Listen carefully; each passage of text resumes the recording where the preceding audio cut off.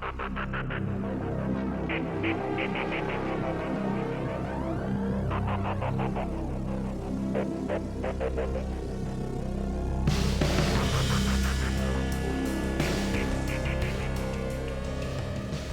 hello, hello. Welcome to another edition of the Elite City Podcast.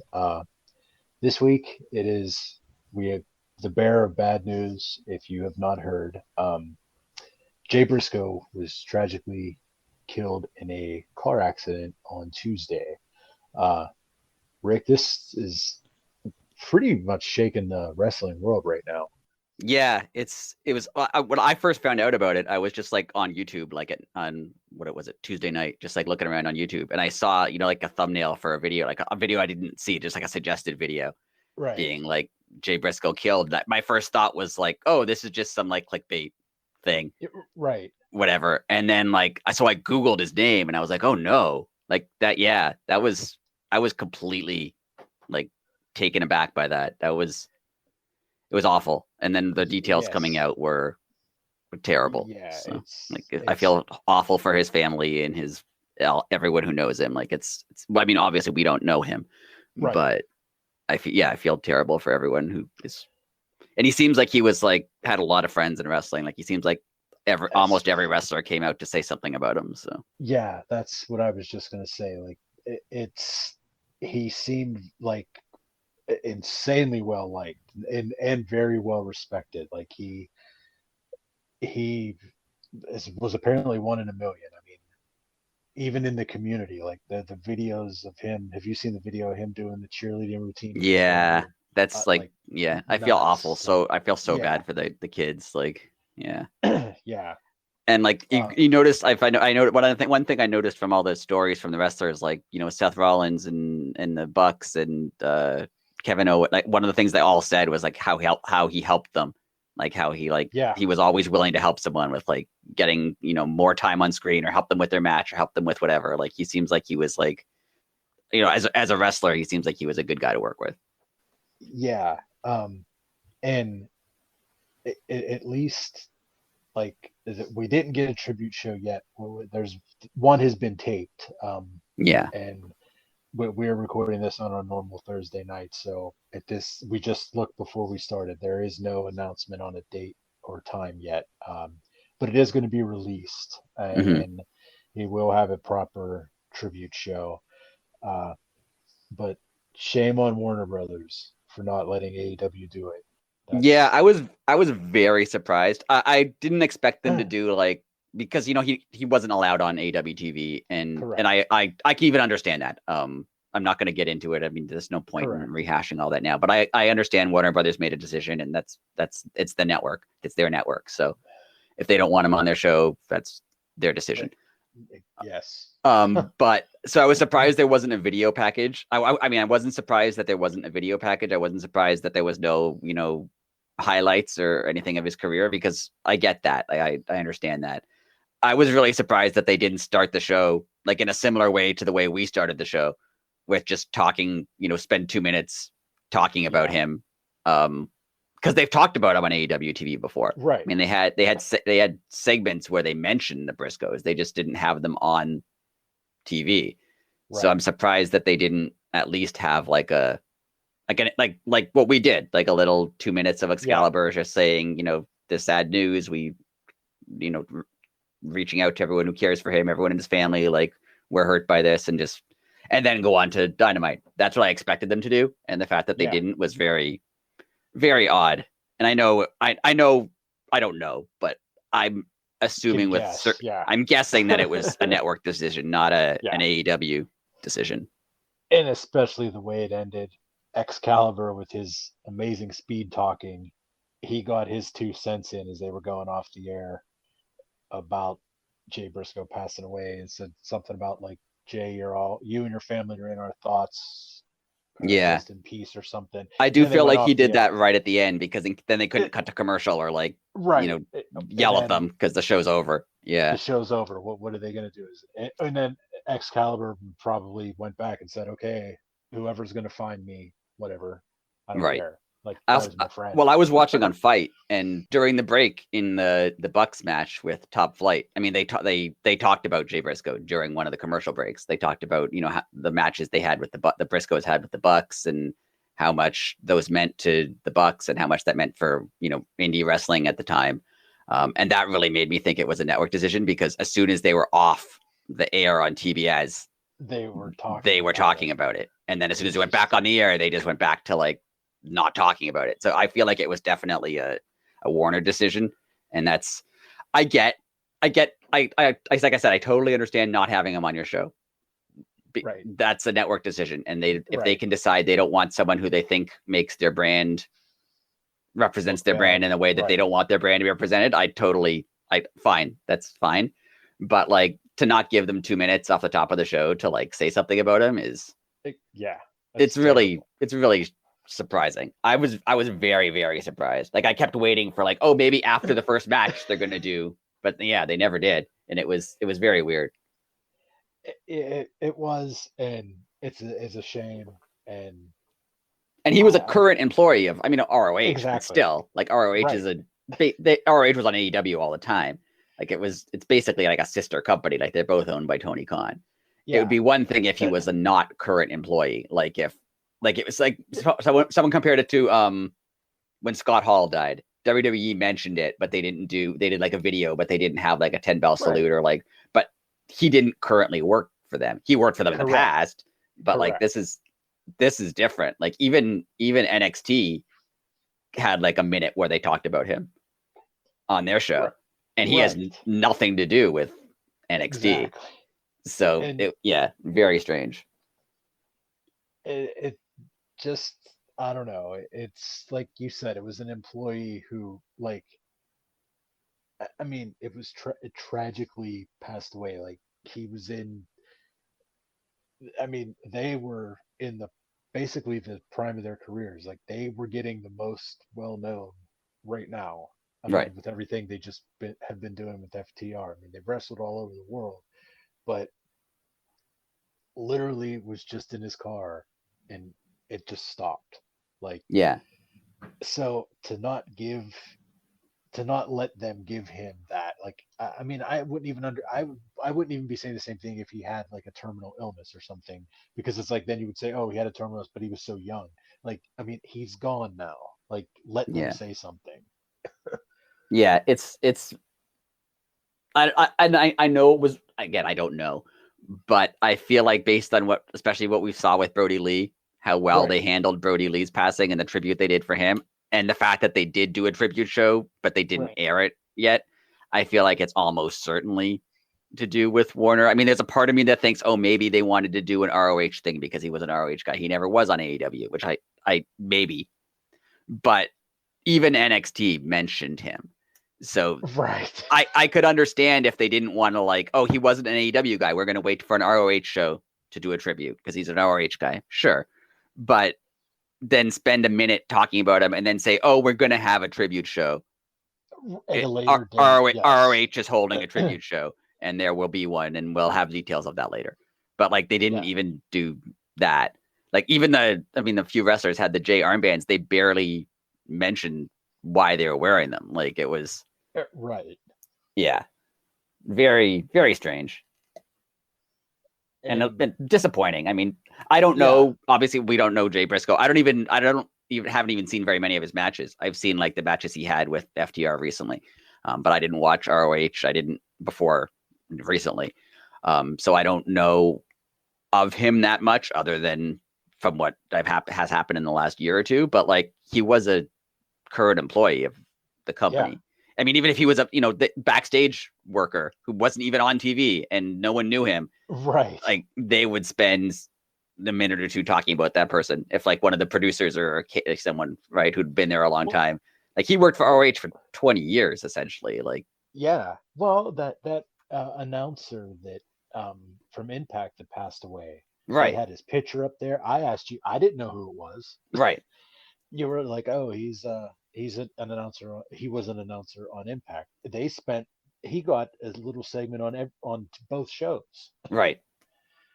Yeah, and like you said, like Jay Briscoe worked pretty much from day one of Ring of Honor. Like, Yeah.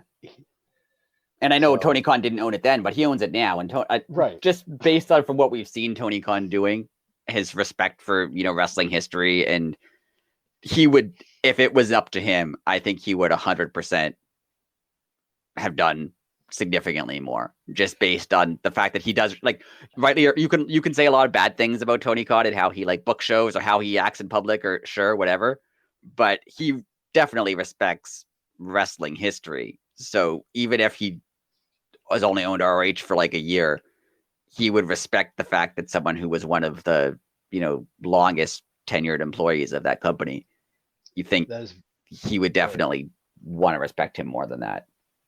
And I he's also very snarky. So Yeah. so they have one tribute show already recorded, and he Right. has said there is going to be another one. Right. I bet you he puts both his middle fingers to the network and says, "We're just throwing the biggest party, and you're gonna miss out on it. And it's probably gonna be this amazing card Right. that could have been on their television Right. network, and it's gonna be well, hopefully it's on their network, like on Ring of Honors." I wonder, and I don't want to make this the whole show, but like, I mean, Yeah, yeah, clearly we don't know him and have never worked with him and have nothing to do with AEW or ROH, and we spent more time on this. Like right. every outlet, like every wrestling podcast I listen to, every wrestling YouTube channel I subscribe to, like they spend time talking about this. So the fact that like the company he basically worked for wasn't able to, and I don't know if Warner specifically told, like if Tony Khan said, "Hey, we want to do a Jay Briscoe tribute segment," and Warner said no, or if Tony Khan just knows that like the people how they think at Warner, and he knows that they wouldn't be okay with it, so he didn't even try. Like I don't know how that turned out. There was a clip this morning of Meltzer saying that from what he was told, Tony Khan did absolutely everything in his power to get that tribute show to air Oh on yeah, Dynamite. yeah, So the thing that like I thought about instantly is like they had like big graphics made of him. There's a picture online of Matt Taven like laying like on Jay's face, like hugging him. right, And like, I mean, Matt Taven's a tall man. Like this banner was is his face was as tall as a man. right, yeah. And I was thinking, where do you call to get that printed and that fast? I Seriously. I honestly Like, think that like I don't know. I mean, he has connections in like with football, obviously. yeah, So I feel like right. if they need to print it, right? Yeah, but that's in Florida, and they were in like Right. they were in like California, right? So I don't know. I guess if you have enough money, you can get stuff like that done fast, But like I was just thinking, like, how long does that even take? Like, I right? mean, they had it the next day. Right. Like, Yeah. uh, that's like the only thing that I could think of is like maybe like Pro Wrestling Tees has like something that big and they made it, Yeah, and that's just like possible. since they have a crew of people that like travel with AEW because they do the shirts, Right. so like they could have like started printing it as soon as they found out and like expedited it straight out to like with their t-shirt orders. Right. But still, if they didn't, like that thing was Yeah. enormous. And uh I don't think we can let this pass without mentioning what Meltzer mentioned is that I mean TBS, the same network, aired that Power Slap show right yeah, after right after. Dynamite, and Dana White was just caught like slapping his wife in public, like Yeah, recently, like around New Year's, and like yeah. doesn't that make your network look bad? Like Right. they have a guy who admitted to like assaulting his wife, then host a show where people hit each other. Like how is that not bad for your network? Oh, it's on 10 o'clock. It's in America. Anything can happen at ten Right. o'clock. I don't Like know. I don't it's weird. I like I said, I totally understand if you have an idea that you don't want someone to be on your network because for whatever reason, you just whatever the reason was, Well, I mean, we know what the reason was, but for any person, any reason, Right. if you run a network, you can decide you don't want someone on your network because you think it makes your network look a way you don't want your network to look. And fine, that's totally fine. But I think it's different when someone like died the day before and Right. they can't spend Unexpectedly, like right at a young age and like right. was a current part of your company and you can't spend 2 minutes talking about him on Right. like even talking like I said I totally understand if they didn't want to let them show highlights or whatever. Fine, that's perfectly fine. But I was really really surprised when it didn't start with like Excalibur and Taz spending 2 minutes talking about him, or they didn't do it in between matches, or like Yeah. yeah, it was very very very obvious that they weren't allowed to. Yeah. And that's a shame, but uh, as they say, the show must go on. Yeah, So, and I um, understand too that like they're a network, right? Like they control AEW's destiny, sort of, in the sense yeah, that without them, they're not on TV, and they need to be on TV. So I get it. Like I'm not, I don't blame Tony Khan if Tony Khan like went with what the network said, because like you kind of have to, like especially they're in negotiations for a new deal. right.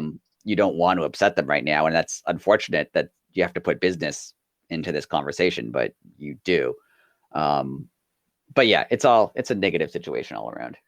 And it was real funny because apparently the internet doesn't understand how multi-billion-dollar companies work Shocking. because yeah, because they were saying that Tony Khan should just cancel his television shows and just stop giving TBS and TNT their show. And like a lot of people are like, yeah, he should do that. And I'm thinking, like, did you realize how much legality that was? Yeah, he has a Like, contract to produce the show.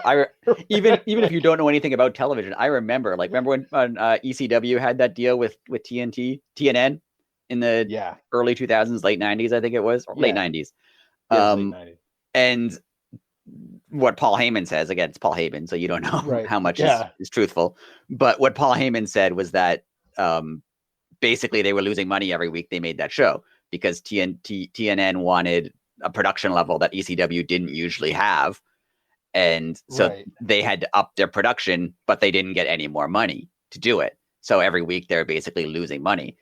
And Paul Heyman just started sending them, best of packages because it was cheaper to do that than to like make a new show because they were losing money every week. And TNN like rightfully, Right. threatened to sue him because like they promised a live or a weekly show.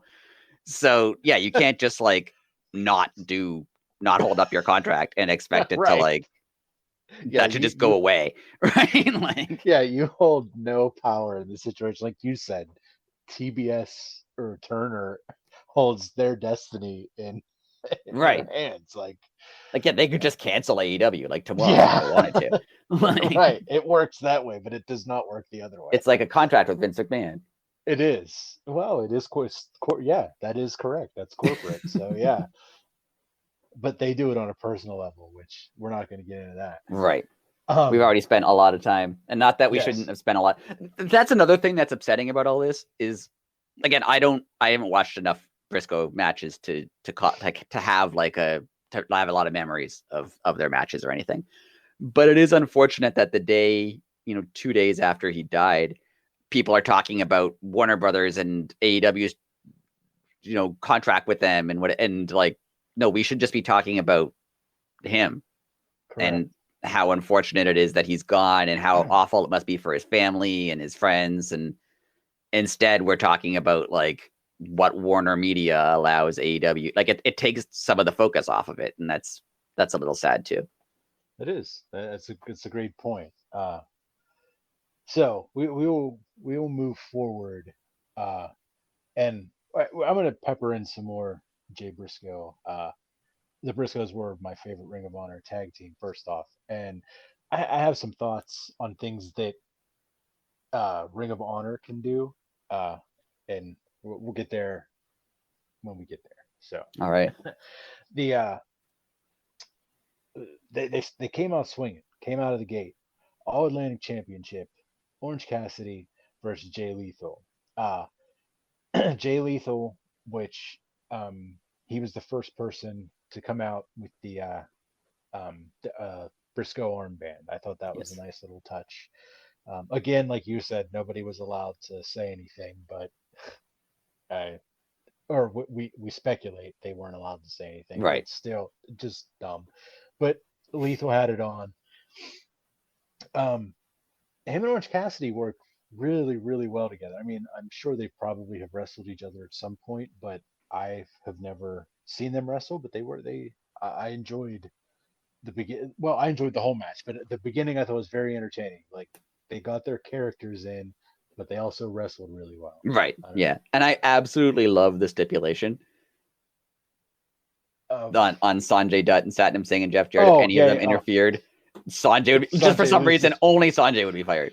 Yeah, and it was funny like when he kept like I loved how they would just keep cutting to him going. He was like, "Guys, come on, they're gonna fire me." Like, of course they don't care. Like their But jobs, I love how it was decided that if anything happens, right? only him. The other guys are fine. Right. Like Jeff Jarrett can stay no matter what he does. Like, Yeah, like he could totally ruin the match, but Sanjay loses his job. Like, yeah, Sanjay can just be sitting there quietly, and Jeff Jarrett interferes, and he's fired.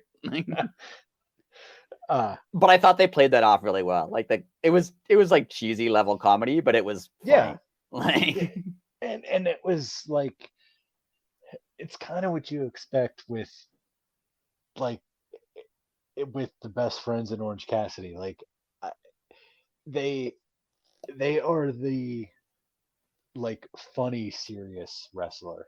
right, So if you put them in another like I don't want to say that Jay Lethal and Jeff Jarrett are like a comedy act because they're not, but they know their characters. right, yeah, And there you go. That's what I was trying to say. Orange Cassidy and the best friends know their characters. Jay Lethal and um, Jeff Jarrett know their characters. This feud is going to be phenomenal. yeah. And it was But actually what people needed because I mean the mood was kind of down, yeah, yeah. and this was fun. Like it was silly, but it was fun. And maybe that's why it was booked this way. Yeah, that makes a lot of sense. You know, to even though like I don't want to like totally dog the crowd here, but it's like I'm happy that the crowd was into it, but I don't know if the crowd maybe even realized who he was.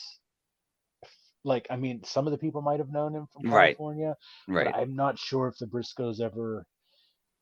I mean, I'm sure maybe they have. I don't know, but they were more of an East Coast right. Ring of Yeah. Honor thing, so I don't know. I'm sorry. Anyway, um, speaking of comedy, Danhausen, which I thought was absolutely hilarious, shows up as an usher and asks. The fact that they had the tickets made it even That was funnier. my favorite part of it. Like Danhausen being the usher Yes. was hilarious, but then the fact that Sanjay was like, "All right, here," and like he was Yeah, like, "Okay, Danhausen's the usher. I have to show him my tickets." Like, I love and we don't even get tickets anymore. Like everything's on your phone. exactly. Yeah, the one time that the gag would work for the heels, where you don't need tickets, is the time they have the tickets. Yeah, See what they should have done is he should have had the paper tickets, and Danhausen should have had the little phone reader, and been like, and been "No, like, it's "What it's is this?" 2023. What are you doing?" Yeah, yeah, like what is this? This doesn't work. Uh, You're 100% right though that Danhausen is the smartest guy in wrestling because like he's on yeah, TV for like 5 minutes a week, and yeah, he doesn't really wrestle. Like he doesn't like he wrestles sometimes, but like yeah, yeah. he's But famous for like he'll do like a 5 minute bit, and like the crowd loves him, and then he just goes backstage and like hangs out. Like yeah, he's like he was literally the he can do this number till he's one. like 60 years old. Like he Yeah, doesn't need he was the number one selling T-shirt last year in all right, of professional wrestling, right. and he was on TV. Like he added it up, like to be a joke.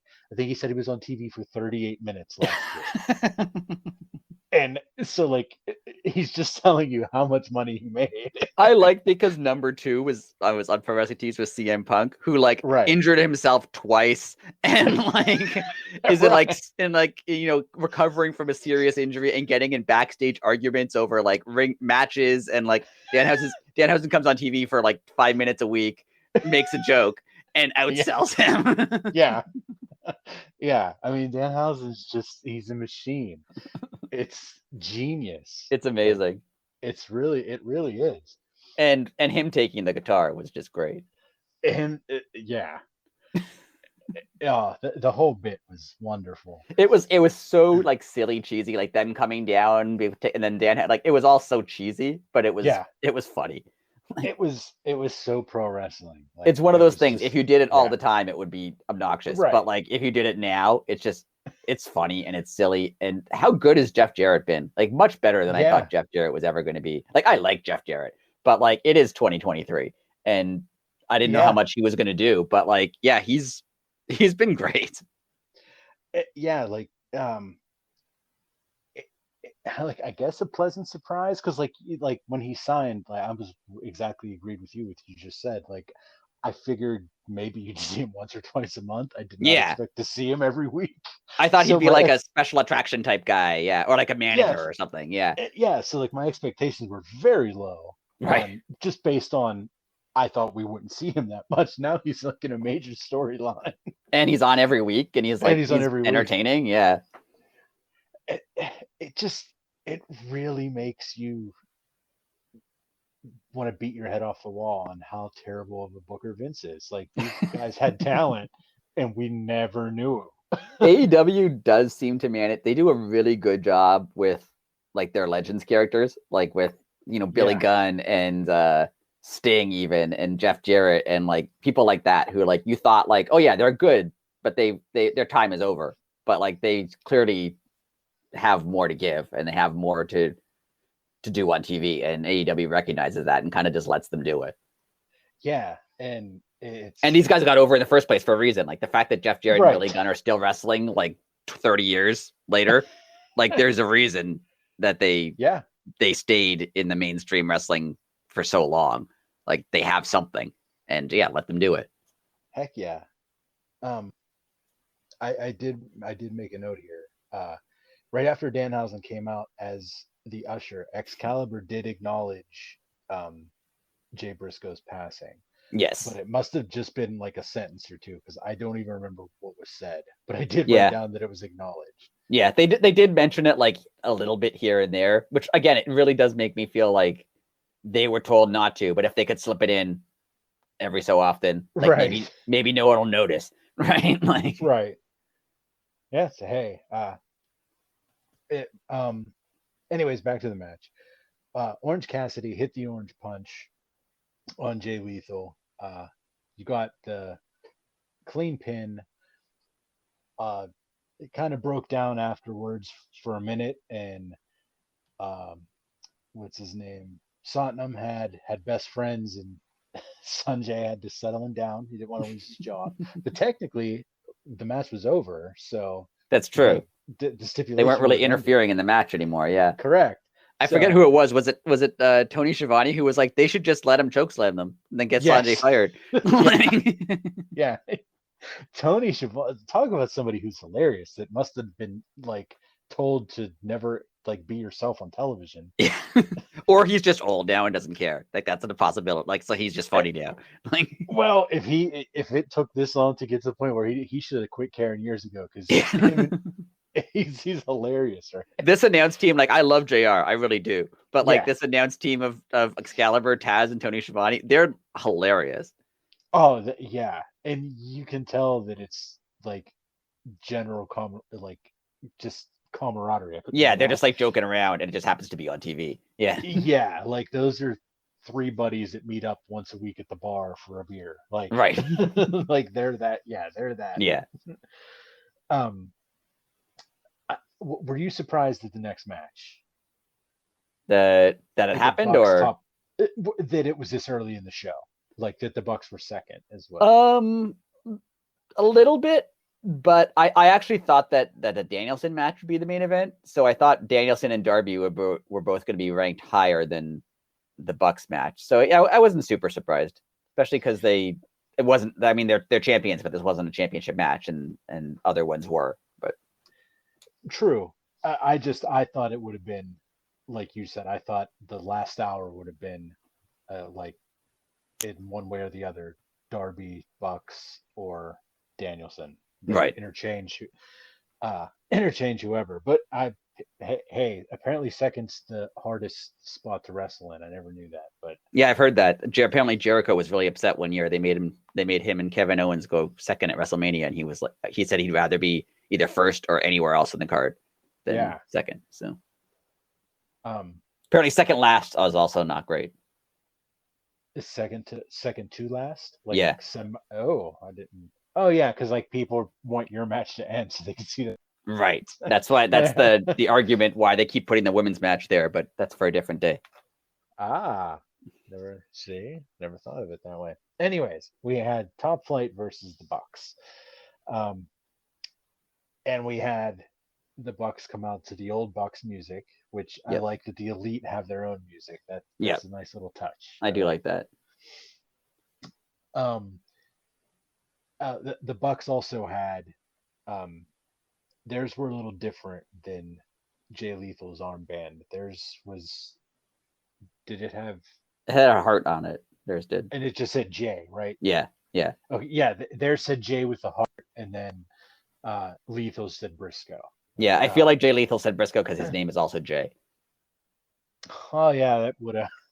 That would have looked very heelish. Like, yeah, like, oh no, this is for me. I don't know what. Yeah, yeah, that would have been. Yeah, they're like, what is that guy's such an ass? I'm just promoting myself here.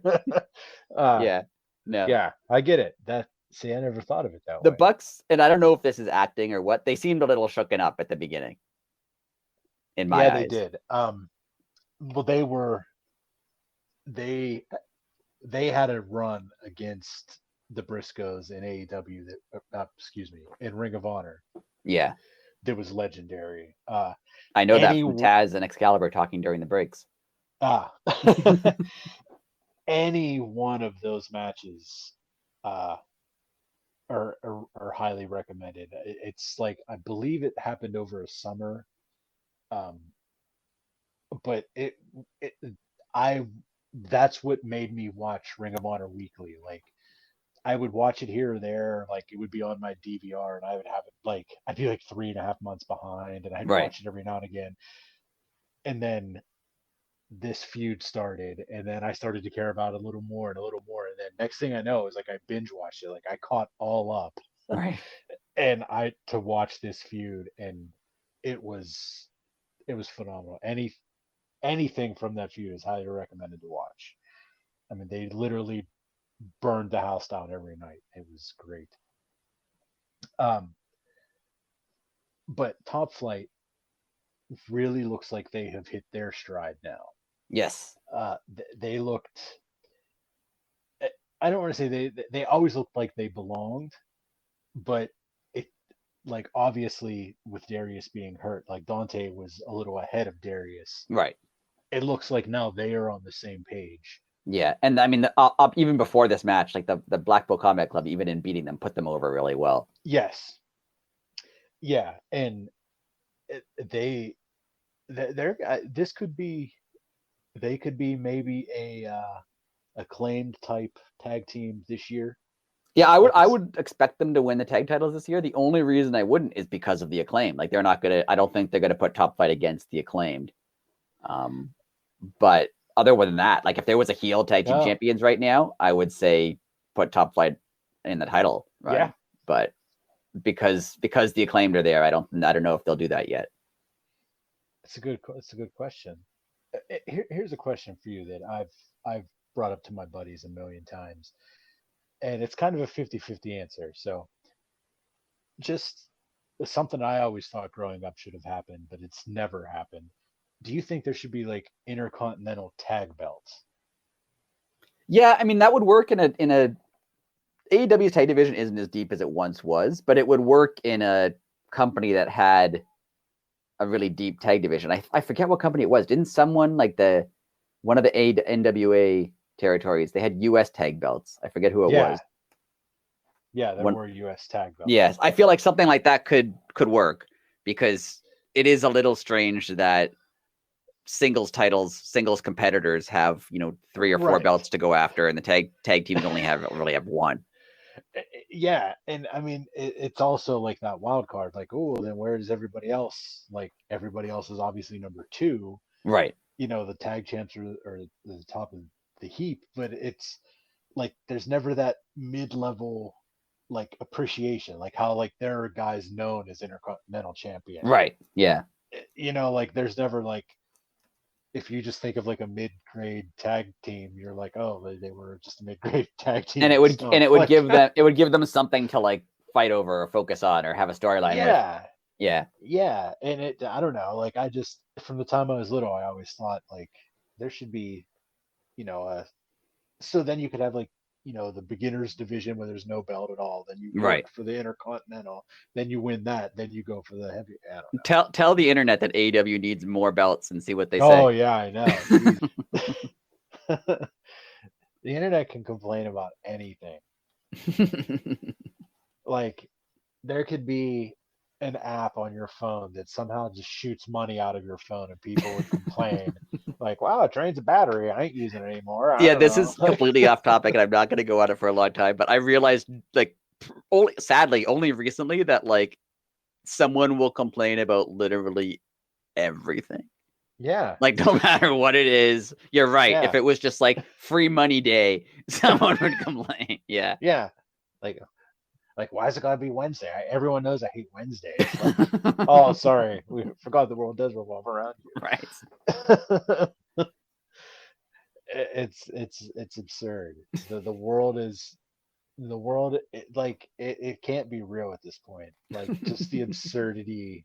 It's like it's a comedy, right? It's like we're in some like sick and twisted reality show. And we did just spend a couple minutes talking about a show where people slap each other in the face. So exactly, yeah. There you go. Just put a few McDonald's ads in that, and that's as American as you get. Well, some Budweiser commercials too. McDonald's, Budweiser sponsored Power Slap. There'll be Power Slap on top of NASCARs while they're racing. That's how American that'll be.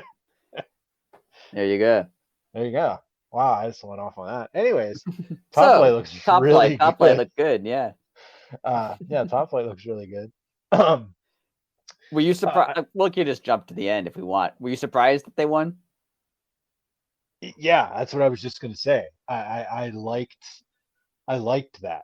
I loved it. I thought it was great, especially because they kind of built them up the last couple of weeks, like I said, with the Blackpool Combat Club. Like, oh, they're getting better every week, but like eventually you have to win. You can't just keep losing. That's a problem that I think Takeshita has right now. Like, you can't just have great matches every week and lose. You have to win sometimes. And the fact that they won, especially against the Bucks, like because the Bucks are the Bucks, was really cool. I thought it was a great decision.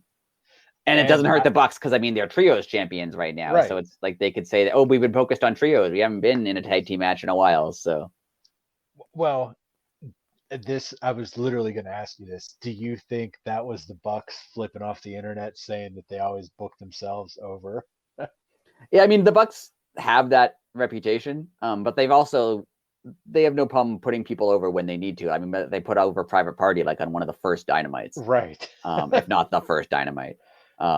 So I do think that they're, again, this is a sticky situation because I do think they're protective of their spot, but it is wrestling, so you kind of have to be a little bit, right? So yeah, I mean, like if they told Kenny Omega to go out and lose to a guy who's never wrestled before, and he said no, like I wouldn't blame him for that, like. And I'm not saying the Bucks are that's the Bucks are doing, but like you do kind of have to be protective of your spot because if you lose all the time, that's going to hurt you. So you can't lose all the time, but they do know when to lose. That's a great point. They do know when to lose. That's perfect.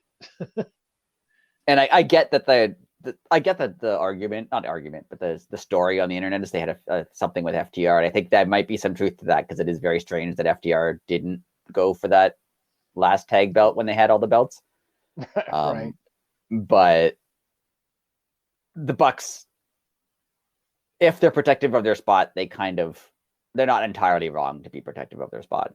And they're not Hogan. I mean, Hogan went, years without losing a match. So the fact that they lose sometimes is something. Right. And like you said, they know when to lose. So they never overwin, if that makes any sense. Yeah. If they had won this match, I would have been disappointed. Yeah. I definitely thought they shouldn't have won this match.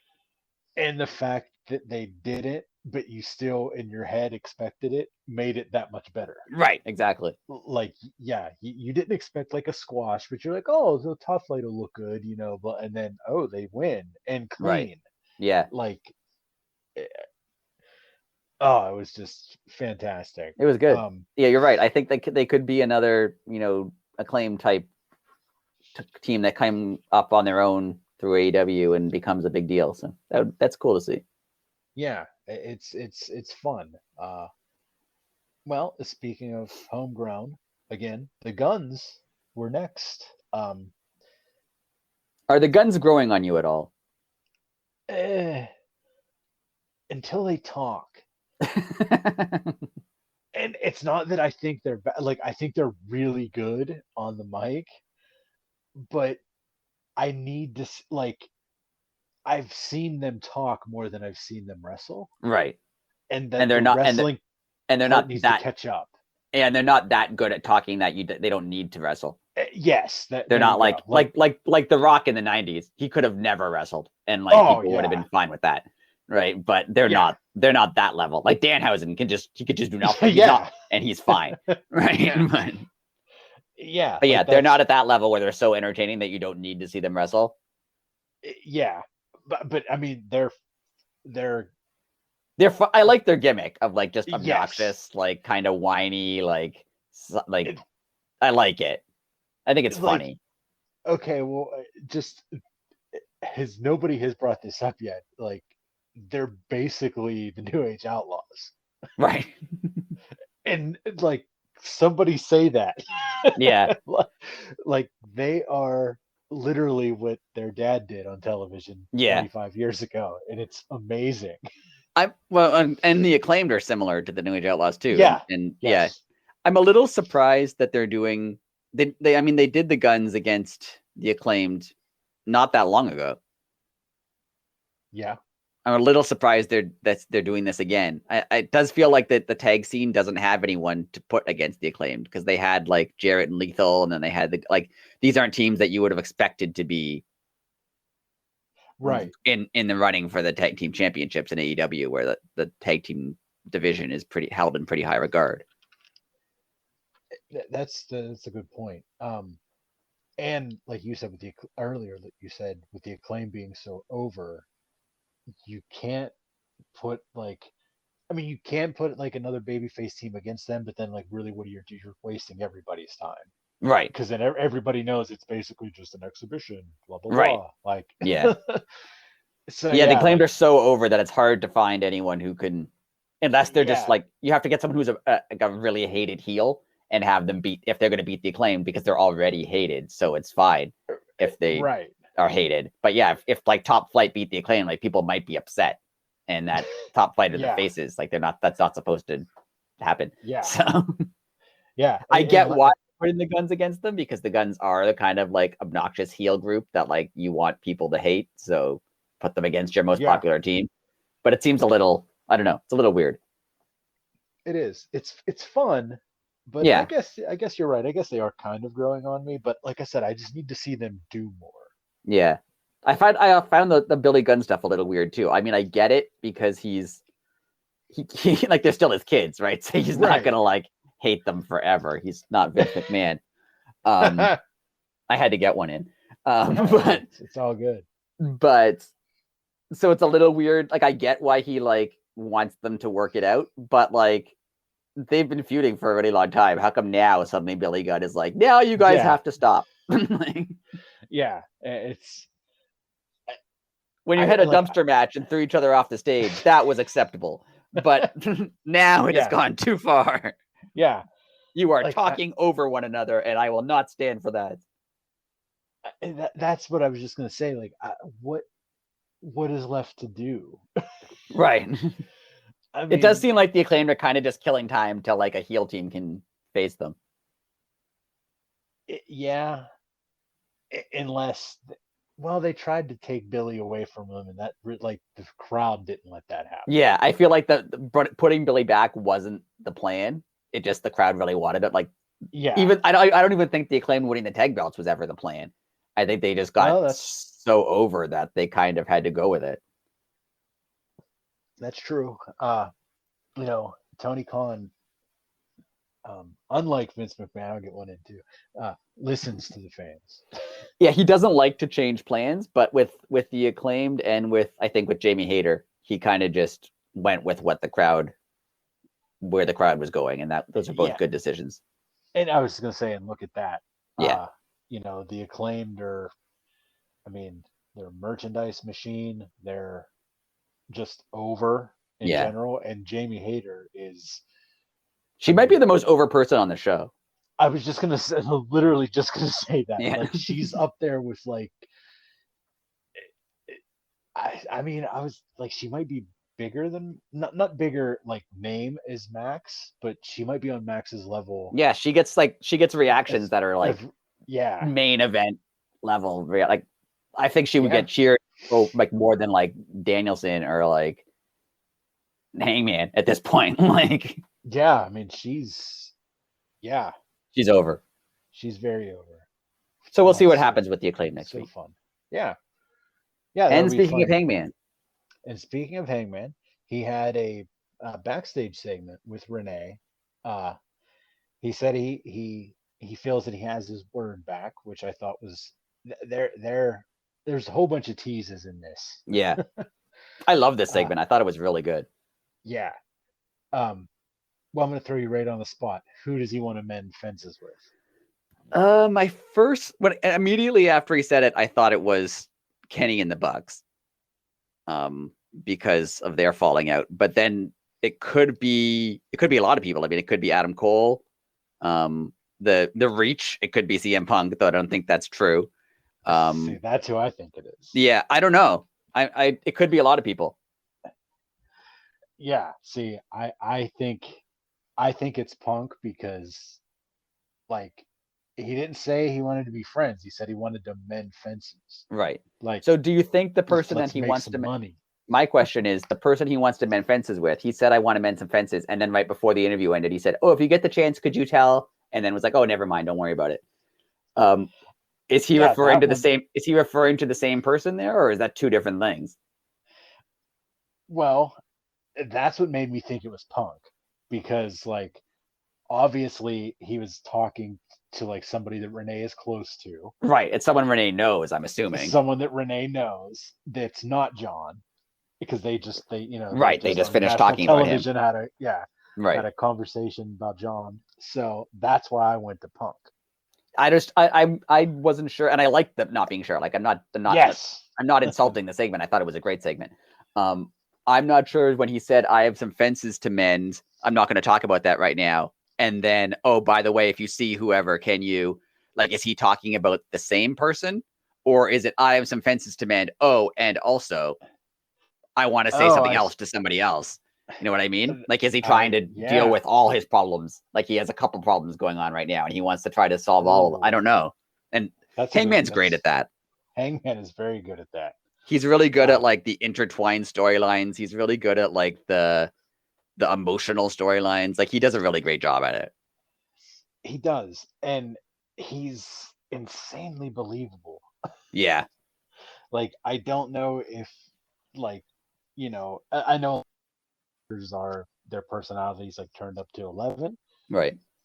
But I don't know if Hangman is like just if that's really Hangman, but it's very believable. Yeah, definitely. And I really liked how they did this interview with Renee, because everyone knows Renee and John are together. Right. And I liked that, like, he was like, I'm going to be professional. And she was like, I'm going to be professional. But then they, like, once the interview quote unquote ended, Right. they're not mad at each other, but they're just talking like more like coworkers than they are like an interviewer and I thought they handled it really well. And the fact that, he's upset with John, but obviously if there was an argument, she would be on John's side, but they Right. tried to be professional about it. Like I thought on various levels, this segment was really good. And it was only like a minute or two long, but it was It really good. was it showed you everybody's level of professionalism, Yeah. but this is really showing you again, like Renee is on a different level Yeah. in those segments. Like she is slowly becoming, like, I don't want to say Mean Gene, because like Mean Gene, like he was like a character and she's not, Right. but like she's becoming that level of importance. Like Right. if Renee's interviewing you, something big is happening. Because like back in the day, if Mean Gene interviewed you, it was big. Right. And Mean Gene So kind of had like relationships with the wrestlers. Like, yes, him and Hogan got along really well. So like yeah, when he's interviewing Hogan, they're like buddies. Right. So yeah. yeah. So he could get like the inside scoop sometimes. Like Right. yeah. So yeah, she's slowly becoming that, and it's really cool. Yeah. Like she's it's not professional. That's what I'm looking for. She like, I don't know. She does a really good job at making the segment. Like she's talented and she's Yeah. well spoken, but she doesn't make the segments about her ever. Like this segment was still about Hangman. Right. She's not overriding the wrestler with like her, like she doesn't have like a cool catchphrase or something that like even Mark Henry, right? Like not Right. a Mark Henry. I love his little Friday Rampage thing. I think it's great. But those segments are usually about people interacting with Mark Henry, whereas Renee manages to make herself an important part of like the other person's Correct. interview, if that makes any sense. Yeah. It's still Um. about them, but she's helping them. Yeah. Yeah. She brings like journalism into. She's like that level. She's not just like an interviewer. She's like Right.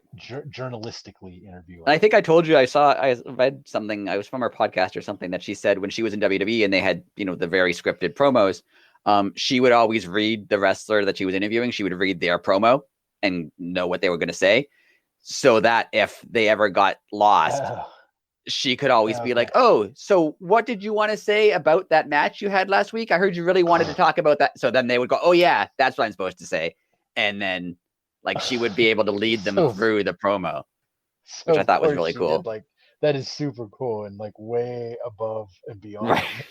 Yeah, like no one asked her to do that; she just did it. Like Wow. her and Wow. John are like, I feel like they work 24/7. Yeah, I could see that. Um. But good segment. Intrigued as what's going to happen. I don't know what it's Yeah. going to be. Punk would be amazing. Like I would love that. So I don't know. Oh, it's what we're in for. We're in for a heck of a spring and summer. Like, Have you noticed? This was a kind of not a strange dynamite, but this was more of like a less angle heavy dynamite. It was more just matches, which is fine. Like they're all great matches, so that's not a yeah. problem. But have you noticed that traditionally the time between like Full Gear and Revolution, they seem to do like their best like storyline character type work? I've noticed for the last couple of years, like the lead into Revolution has always been really well written, like really Huh, defined character wise. I never really paid that much. Well, I guess I paid attention, but I didn't really notice that. It's Because very one of my interesting. favorite times in AEW was Revolution. What was it? 2020, right before all the pandemic stuff. The Jericho Moxley feud. Like I thought Yeah. they hit really good highs there. Like that was a huge that Oh, they made that whole thing seem huge. And that was when AEW yeah. didn't have all the Punks and the Danielsons and the everybody else. They were, it was a smaller company, but they made that seem like a massive sort of thing. And Oh, I it was feel like so good. it was so good. But It was. this period between like Full Gear and Revolution, you would think would be slow because it's like the holidays and the New Yeah. Year, but like they managed to make it. I don't know. I feel like they managed to make it great every year, and they definitely hit a stride right now. Yeah, they're right in the wheelhouse right now. It's like you said, there wasn't much storyline, but every match, like this is a well-oiled machine at this point. Yeah, Like AEW is. like it's on the main stage officially, and this is now a well-oiled machine. Like And anybody can go at it any was kind time. of an odd card and not bad. Like I Hmm. said, every match was great. But I mean, it had Jay Lethal, who was, on a lot, but he's not a main guy. It had Top Flight. It had, the women's match was Willow, which Willow's great, but she's not Right. one of their top, most famous people. It had, Bandido in a big match. It had Kushida in a big match. Like, it didn't have like a, a main event, like a Moxley Hangman. They did Right. like Jericho was on commentary, like he wasn't in a match. Like it was a lot of guys and girls who aren't usually in starring roles on TV, and they kind of put them in there, and they all did a great job. Like it seemed like it was more like a trial Dynamite. Like it was a little, I don't know. The card itself was odd, but it was great. Like Yeah. every match was great. I'm not knocking it. It was different. Well, right before we started, uh, you showed me the numbers. They had almost 970,000 Yeah. watching. I mean, And there was no like big match really on this right. show. Like there was matches people wanted to see. Like you knew like Bandido Yeah, Danielson would be good. You knew Top Flight and the Bucks was the going to be a good Bucks. match. Like you knew there were going to be good matches, but there was no big main event. Whereas most Dynamites have like, oh yeah, I've been waiting to see that for a while. They didn't. This didn't really have that. Like none of those matches were storylines really. Like Yeah. the Bandido Danielson one is part of a storyline, but the focus on that is MJF, not Bandido. And like the Darby Allin match was an open challenge. The Bucks match was just a match. Like none of them were like based on anything, but they were all really True. good matches, and Uh, people seemed to like it. yeah. Well, the crowd was nonstop. Yeah, Hager versus Starks. It, this match was way better than it ever had any business being. yeah. Speaking before we start, did you notice that Hager's title when he came out? Do you notice what it said? No, It said Jake Hagar with his hat and Chris Jericho. that's amazing. That's so great. No, I think it said with Chris Jericho and his hat, which was even funnier. That's even better. That's But it incredible. was great that like he's accompanied by his hat. By his hat. So, it, it's just so good. Like, who would have ever thought? Just give the guy a hat.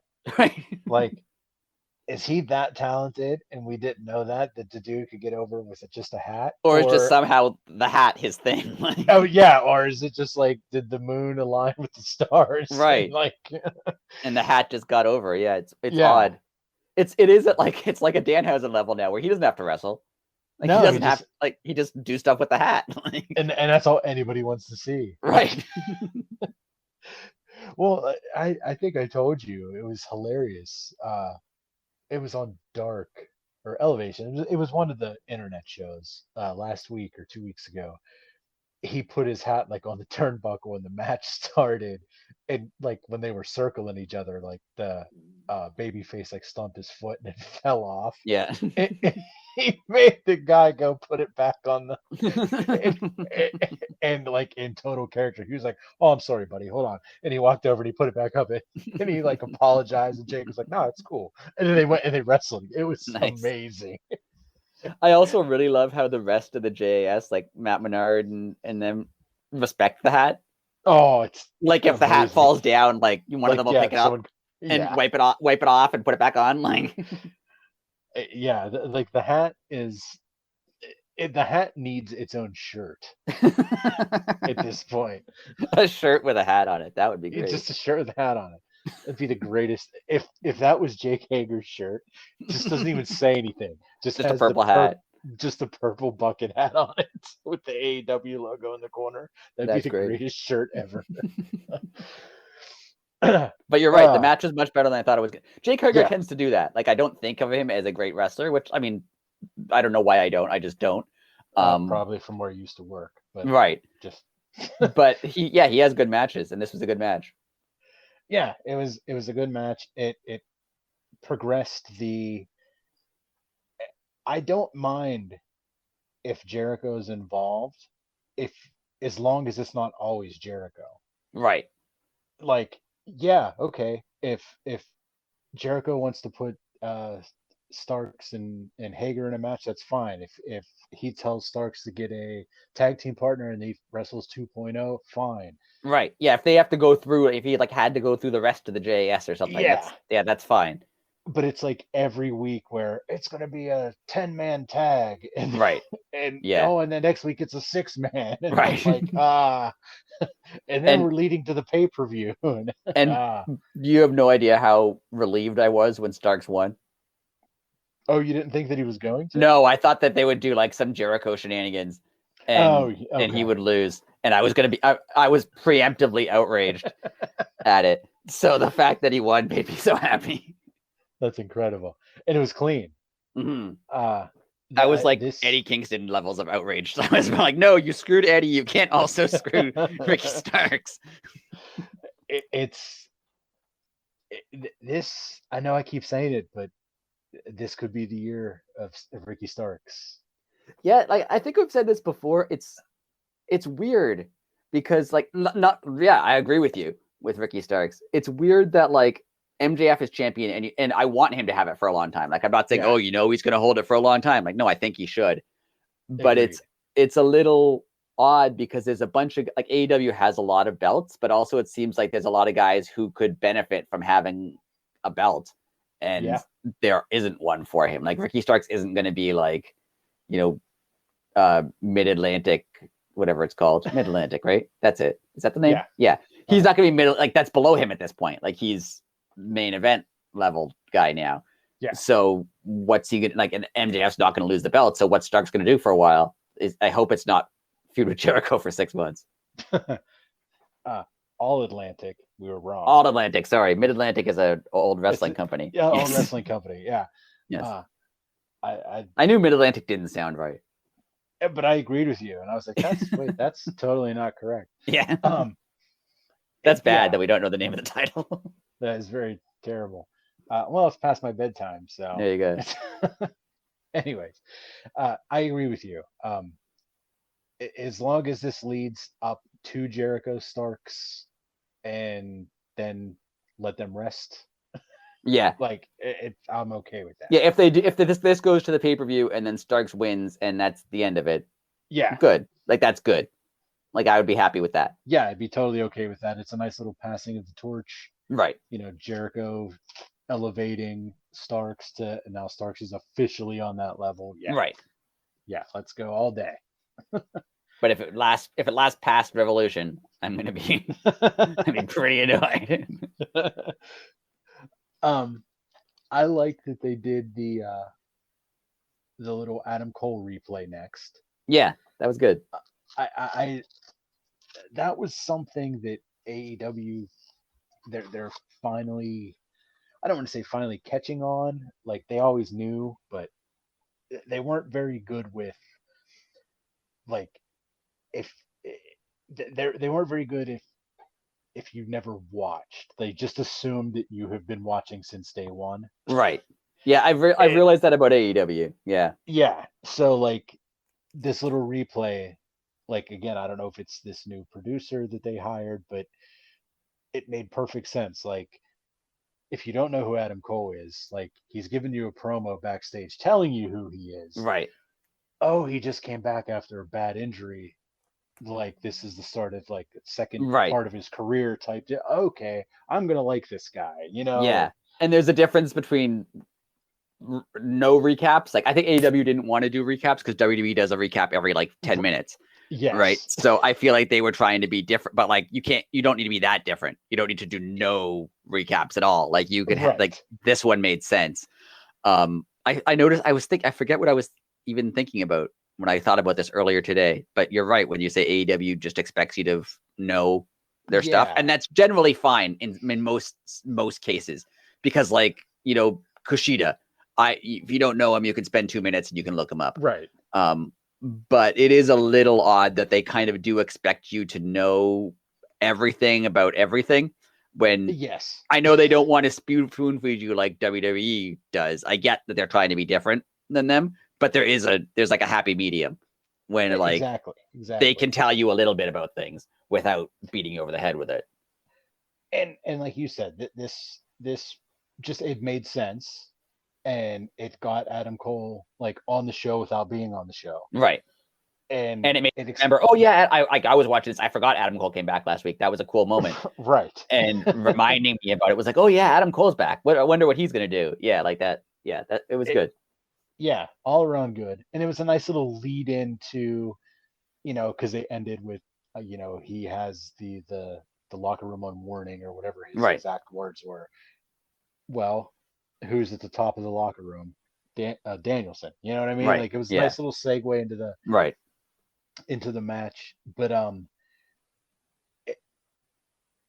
him and Bandido, my God, Danielson is on another level. And I know we say this every week. Yeah.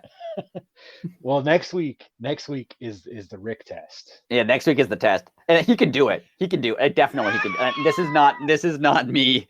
Overhyping. I don't think you can overhype Bryan Danielson. But you've mentioned it before. He got like Kane over in like Yeah, 2011 or whatever. Like Kane yeah. at his worst. He got him over, like That's as a true. wrestling character, not as a human being. Correct. But Right. he got him over at when there was no business of Kane being over. So he can do it. I think I've mentioned before when he faced Brock Lesnar, when Brock Lesnar was at his Suplex City era, where all he did was hit German suplexes for Yeah. 5 minutes, and that was the end of the match. He got an incredible match out of Brock Lesnar at that point, so he can do it. So I feel like I know what the match is going to be like based on that match with Brock Lesnar, and I think Bryan Danielson knows that people know that that's what the match is going to be like, and he's going to do something different. Oh, okay. So you don't think he's gonna? For those who don't know, we should apologize. We're assuming you know what we're talking about. Right. We're talking about Brian Cage. That is Right. Danielson's next opponent. Right. And so you don't think it's? See, I thought they were gonna make him be like the Brock Lesnar, the monster, and I have the think, same match. yeah, See, I don't know, because Danielson in that match against Lesnar managed to, he knows how to make himself seem like he's a threat, even though the other guy is like twice his size. Okay. And I think because this is leading into him going for the world title, like he can't look completely outclassed by someone That's else. true too. That's true. He's going to do a really good job of putting Brian Cage over while putting himself over at the same time, because that's what he does. And I think it'll be a shockingly good match. I think you're correct. Like, unless like Brian Cage is probably gonna like trip and fall and blow out Danielson's knee. Yeah, I know. Wow, How could you? That was just on television. Like, Yeah. Please don't let that happen. Anyways, but anyway, back to this match. We knew this match was going to be great. Like Bandido's great, Danielson's great. Like something would have had to go very wrong, like you just mentioned, for this match to not be great, and it was long and it was good. Yeah. I mean, they started with the code of honor, which I thought was cool. That was also a nice little nod to Jay Briscoe. Danielson had they both did. So did Bandido. They had their armbands on. And Bandido was over. Like he was more over than Danielson in this match. Like he had the crowd definitely behind him. And well, let's just get right to it.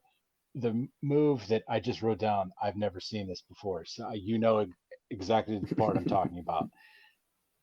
The amount of core strength between both of these men. Yeah.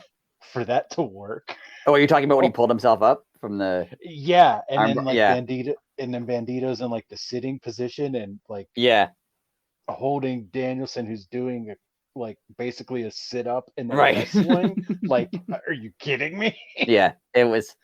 They're both ridiculous. Yes. But... Yeah. I mean, he held Danielson up on the suplex for like 25 minutes, I think it was. That was I did see the only knock I've seen on this that I agree with, I forget who it was, someone online said the only knock I see, like Danielson's having incredible matches. Yes. No doubt of that. The only knock I have on any of, and it's not that the people are not known, which is a little weird that like Tony Khan's going to pick the opponents. He's going to pick the most obscure random people you would expect him to pick, but I don't care. That's fine. Whatever. Put interesting matches on TV. The only knock is that MJF is kind of doing this as a like making Danielson prove himself, or like a thing he has to do to get what he wants.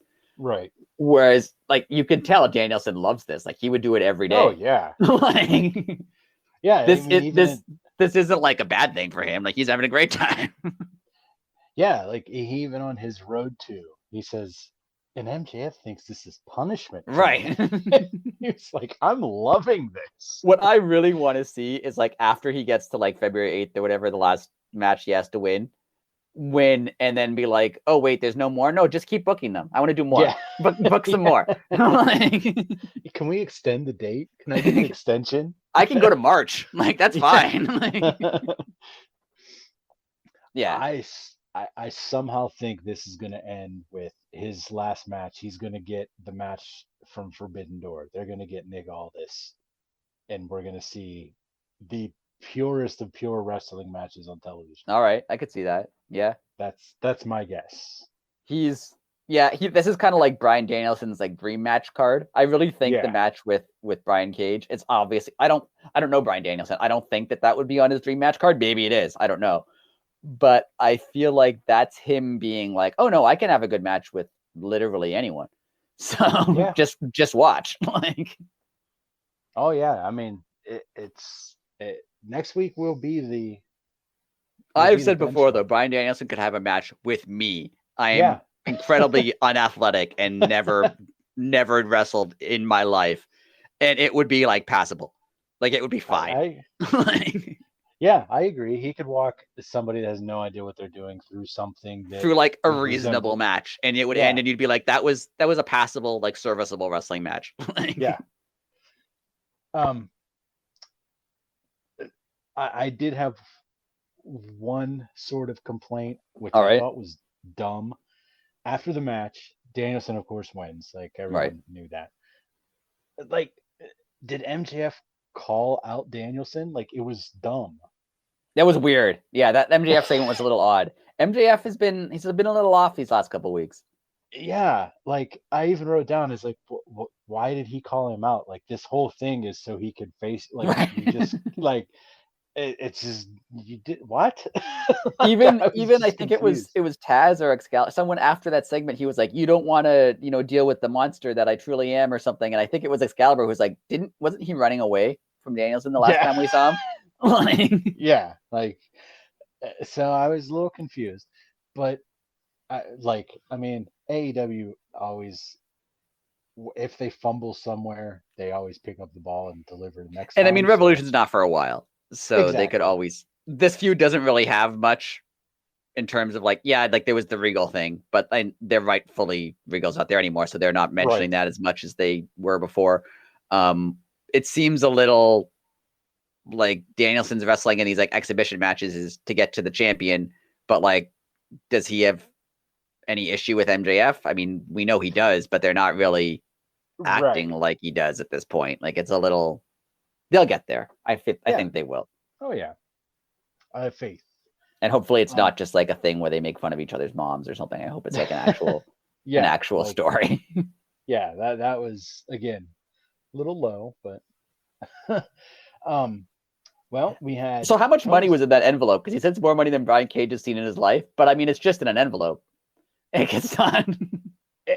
That, and also they're trying to portray Prince Nana as a prince of Ghana. Right. I mean, also he said if you break his arm or win, you get the money, but then gave him the money anyway.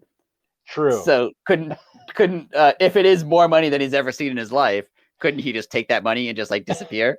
Right. He already has the money that apparently is more money than all of Ghana.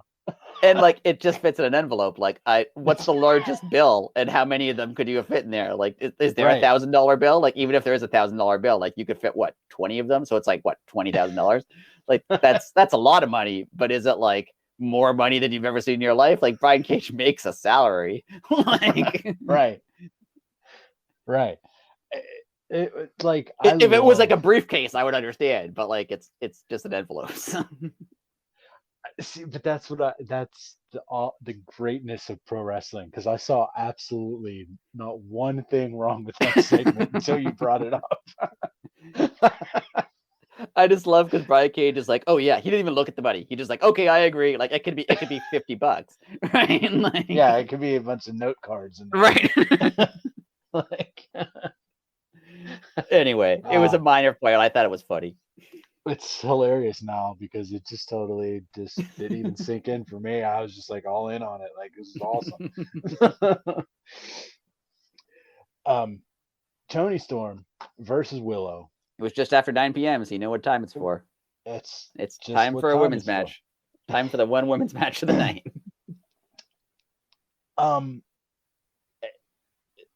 I love absolutely everything that they're doing with this. I agree.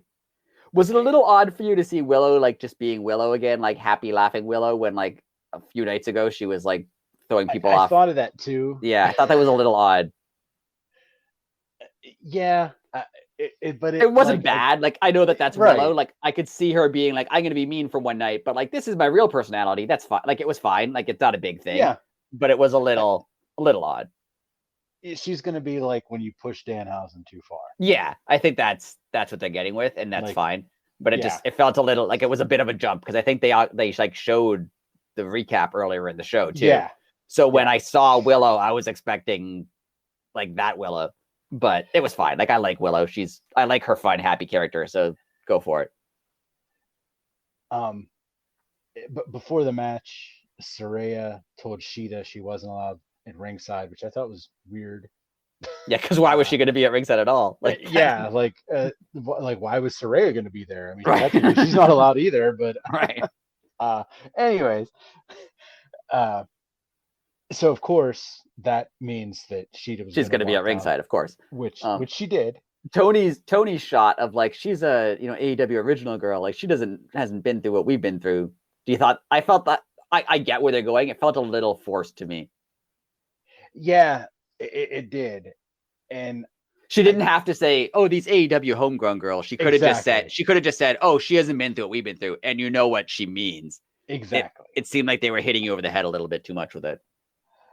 Yeah, and I mean, that's like it wasn't bad. Like I'm nitpicking. I'm nitpicking at this point, right? But I agree with you though. Like there, you could have done it a little more subtly, and we would have known exactly what you meant.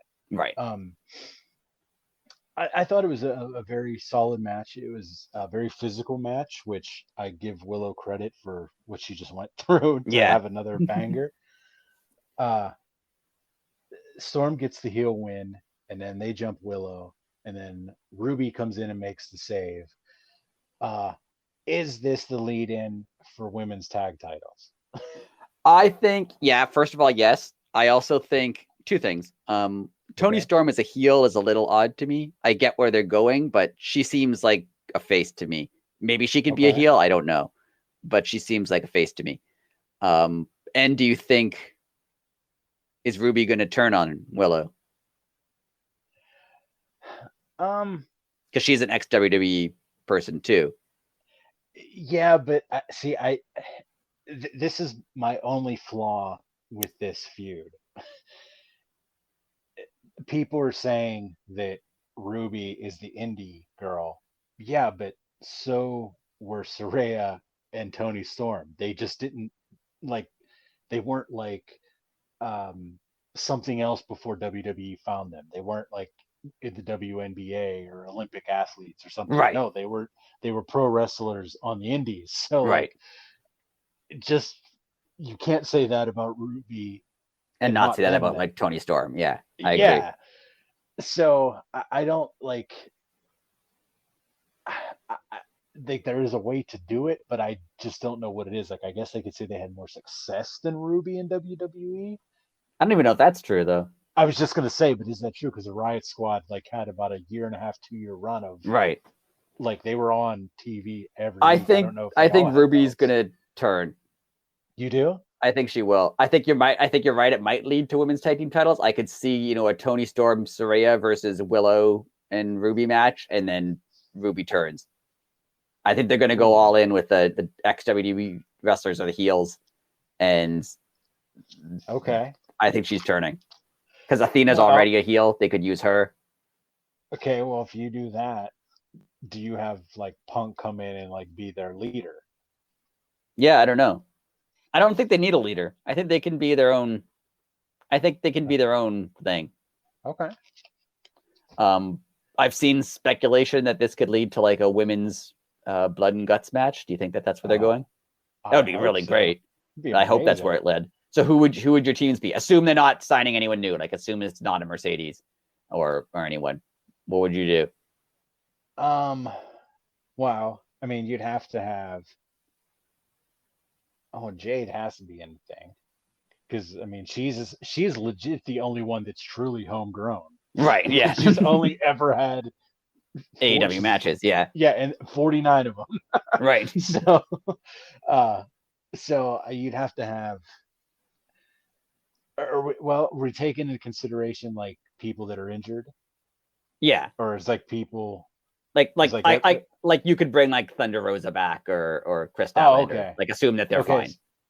Okay, so I'd have it's what 4 people? I think it's 5. Well, they did 6 last time, but I think it's usually 5. Okay, so we'll do 5. It has to be Jade, Britt, it has to be Statlander. I almost put the bunny in there. All right. And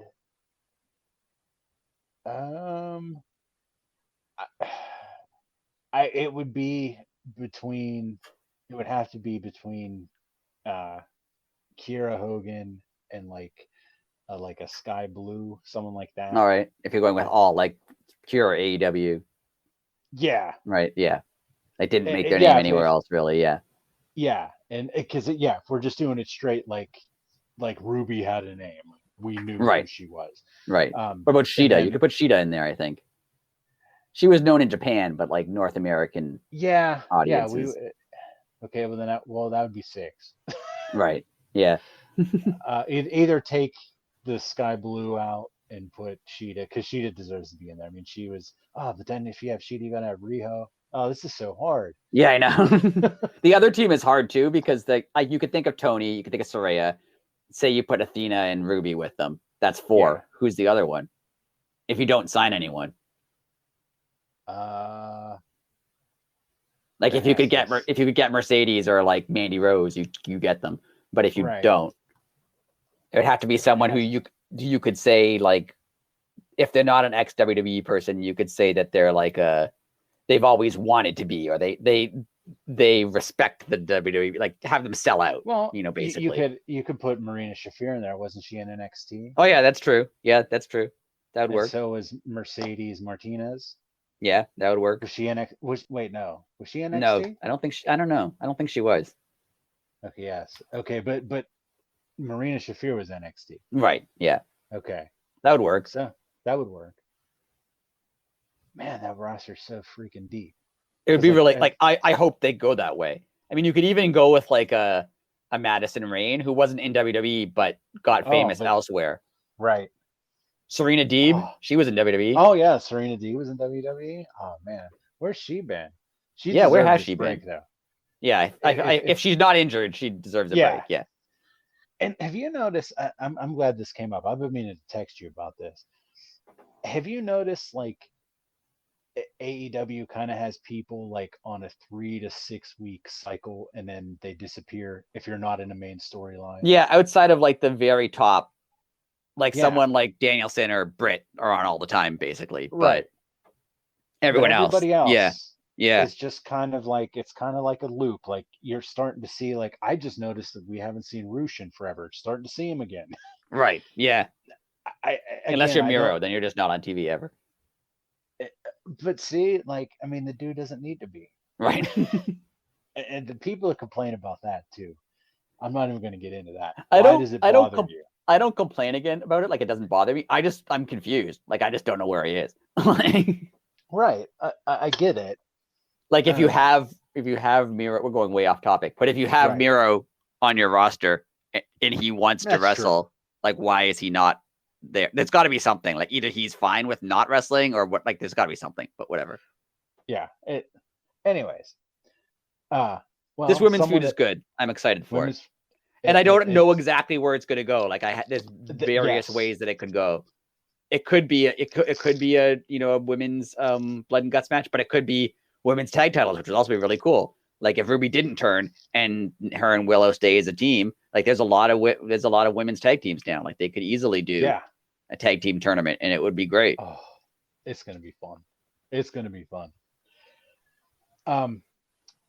Moving right along, we had Renee in her final segment of the night with the one and only, the man that we do not deserve, Konosuke Takeshita, who I'm saying right now is the promo of the year. It's the greatest thing I think I've ever seen on television. I love him so much. He's the greatest thing ever. And now that like he's learning English and speaking, like I mean, this dude's beyond perfect. Yeah, I think again, it's hard because AEW has all their champions faces right now. Well, MJF isn't. MJF isn't, but everybody else. Yeah, Darby and no, well, Athena. Darby, Orange Cassidy. I mean the elite are kind of heels / faces. Like it's hard to tell with them. They're always But like, where can he's like kind of like Ricky Starks, Takeshita, because like he can't. What belt is he going to beat Orange Cassidy? Like people would like that, but like it would be better if he beat a heel than if he beat Orange Cassidy. I wanted to mention this. I forgot about this in that first segment, the first match. Okay. I really liked what Kip Sabian was doing, trying to like put a wedge between best friends. Yes. Is that just gone? Like, did they just be like, oh, we're friends again and just like forget about it? Because I like that. I thought that was a cool kind of angle to take. I don't know because everything's going like they kind of put that out there and it was going smooth, and then they weren't so smooth on Elevation. So I don't know. Yeah, that just made me think of like who could beat Orange. I was just thinking who could beat Orange Cassidy for Takeshita to beat them, and Kip Sabian would be kind of cool. Yeah, that would be very cool. Because I want Takeshita to win a belt. I think he should win the All Atlantic title. I think that would be great. Oh, that'd be perfect for him. Because then, well, not anymore. Because now he's signed. I was gonna say whenever he has to go back to Japan, right? He lives here now. So he said he's watching Danielson's back. Do you think that means he's gonna like get involved in this feud with MJF and Danielson? Or is that just that's just him being like, I'm a good guy, he's a good guy, so like we have each other's backs, but like it's not going to go anywhere. And I just thought of this because we just solved our problem. This just popped in my head right now. What if he is the reason he comes down to help Danielson and he causes Danielson to lose by accident? All right. Danielson is furious, challenges Takeshita. Takeshita beats Danielson like clean. Right. And that's how you get Takeshita main event, no belt involved. Right. But you get him like on that level. Yeah, I think that meant something, that I have his back. I don't think it was just like we're both good guys, so I think they're going to involve him more in Danielson's storyline. I think they've realized that he's special and they want to put him over. And Danielson is really good at putting people over. And it's going to be just the whole feud in general is going to be better with Takeshita involved. Just right. That. I agree. And let's not forget, he also cut a full promo in Japanese. And when Renee asked him to translate, he just said he called MJF an asshole. And it was amazing. Utterly amazing. Like, of anything that, if you could have stopped time and said, hey, what's the next words that are going to come out of his mouth? I would have never guessed that. Yeah. It was perfect. It was great. And I feel like the fact that they went back to him means he's staying involved in the story. They could have just forgot that they could have just moved on. Yes. Like, so I think he's involved somehow. Main event time. Darby versus Kushida. And oh my goodness. I didn't know much about Kushida, to be honest with you. Yeah. And I did the typical and Googled and watched some YouTube and was like, oh, okay, this is going to be a fantastic match. And I was not let down. What No. a freaking match. And Darby is like, Darby will do anything at this point. Darby Like, will do anything at this point. I mean, and the thing about this that's nuts is that like the match started as a chain wrestling match yeah. and it went to dark places. When it started, I was like, there's a lot of time left in the show. What are they going to do? And Yes. they just had a really good match. Like, that's what they Yeah. did. Like, Yes. And it was just, it was, if you haven't watched it, do yourself a favor and watch it because it was, it went to like ripping off, like threatening to rip off someone's arm, basically. yeah. Like, Yeah. I mean, there's a lot of flexibility and, yeah. and the cringy type moments. Yeah. Even Darby's finisher, that has to hurt. Like the coffin drop Yeah, or the leg thing? the last the Last last supper. That's supper. what it is. Yeah. Yeah. Yeah. Well, the coffin drop too. I mean, he literally Right. just dead weights you. Just falls on you. Yeah. Yeah. But the last supper, like every time, like I just look at that. I'm like, the people getting that done to them like have to be flexible because your muscles would just snap if you Right. were a normal human. I was surprised when he was at the finish. I thought it was like it was a mistake. Like he pinned him by accident because it kind of came out of nowhere, but it was great. Like it was a really good finish. But it took me it surprised me a little. I loved the finish. It was a nice little like surprise, like just to throw you off your game a little bit. Yeah. I like that. They tend to do that. Like Tony Khan will give you like 2 to 3 normal segments in a row, and then you're just getting comfortable, and you'll be like, oh, well, kind of like the Jericho Action Andretti. Like, right. I jokingly texted you saying, oh, I hope he win, or I hope Jericho loses, or something. Right. Like, and you just got comfortable in the show, and then boom, he throws you something like that. It's right. really smart, and it's something that was kind of lost. And now it's like this renaissance of I guess it's like old school mentality, but it's really not. It's just things that WWE refused to do. So Darby should just have the TNT title forever, right? Yeah. It's so much better when he has it than when like almost anybody else. Like, yeah, he's like the ambassador of that title now. It's weird. I love the open challenges. I think it's great. I think like it's did they announce the next one? I don't remember. I don't think, but let's look. I feel like I thought maybe they did, but maybe I'm wrong. Let's look it up. Just keep talking here for a Either second. way, it's gonna be good because like he definitely makes it a lot more important than I mean Brody Lee obviously made it important too, but outside of a couple guys, like it was the title means so much more when he has it than when like and I'm not even a knock on Wardlow, but like it means a lot more than when like Wardlow had it. For Agreed. sure. Yeah, I don't think they announced it. I don't think they said anything. Nothing has been announced. It's just all Kushida stuff still. So we'll probably find out tomorrow. It's fun. I like these open challenges. I think they're very interesting. I think they are too. And someone brought up a good point. I think it was actually Bubba Ray. I was gonna say it was Meltzer, but no, it was Bubba Ray or Bully Ray, sorry. Like as soon just by putting the tagline open challenge, it shuts that part of your brain off that's saying there's no feud involved. There should be a feud involved. Yeah, like why is this guy here? Yeah. Yeah, and it was like, man, I didn't even notice. Yeah, but you know what I mean? Like if you don't say open challenge in just every week, you'd be like, well, that's kind of pointless for the title. Like, why is Darby like what's wrestling? Kushida doing here? Where did he come from? Like, yeah, I was like, man, that is very smart, and it just makes you accept something.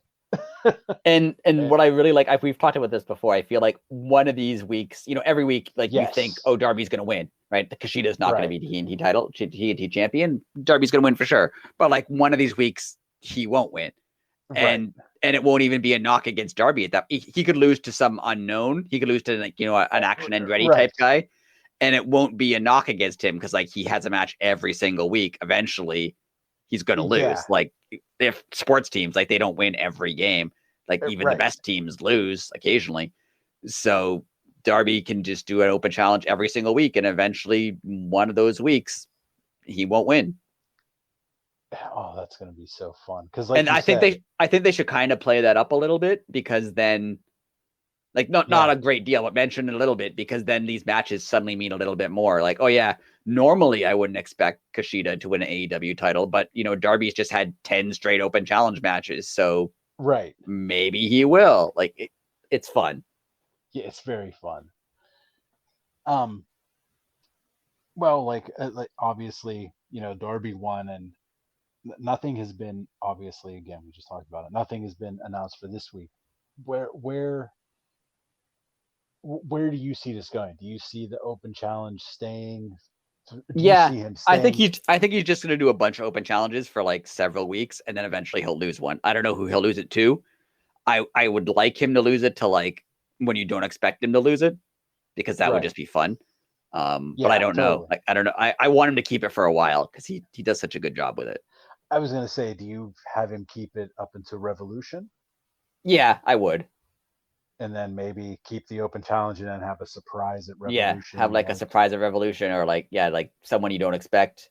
Either someone coming back Coming back, or yeah, or someone okay. who hasn't been in AEW, like someone from New Japan or something. Like Oh, that'd be that would be cool. so fun. That would be so fun.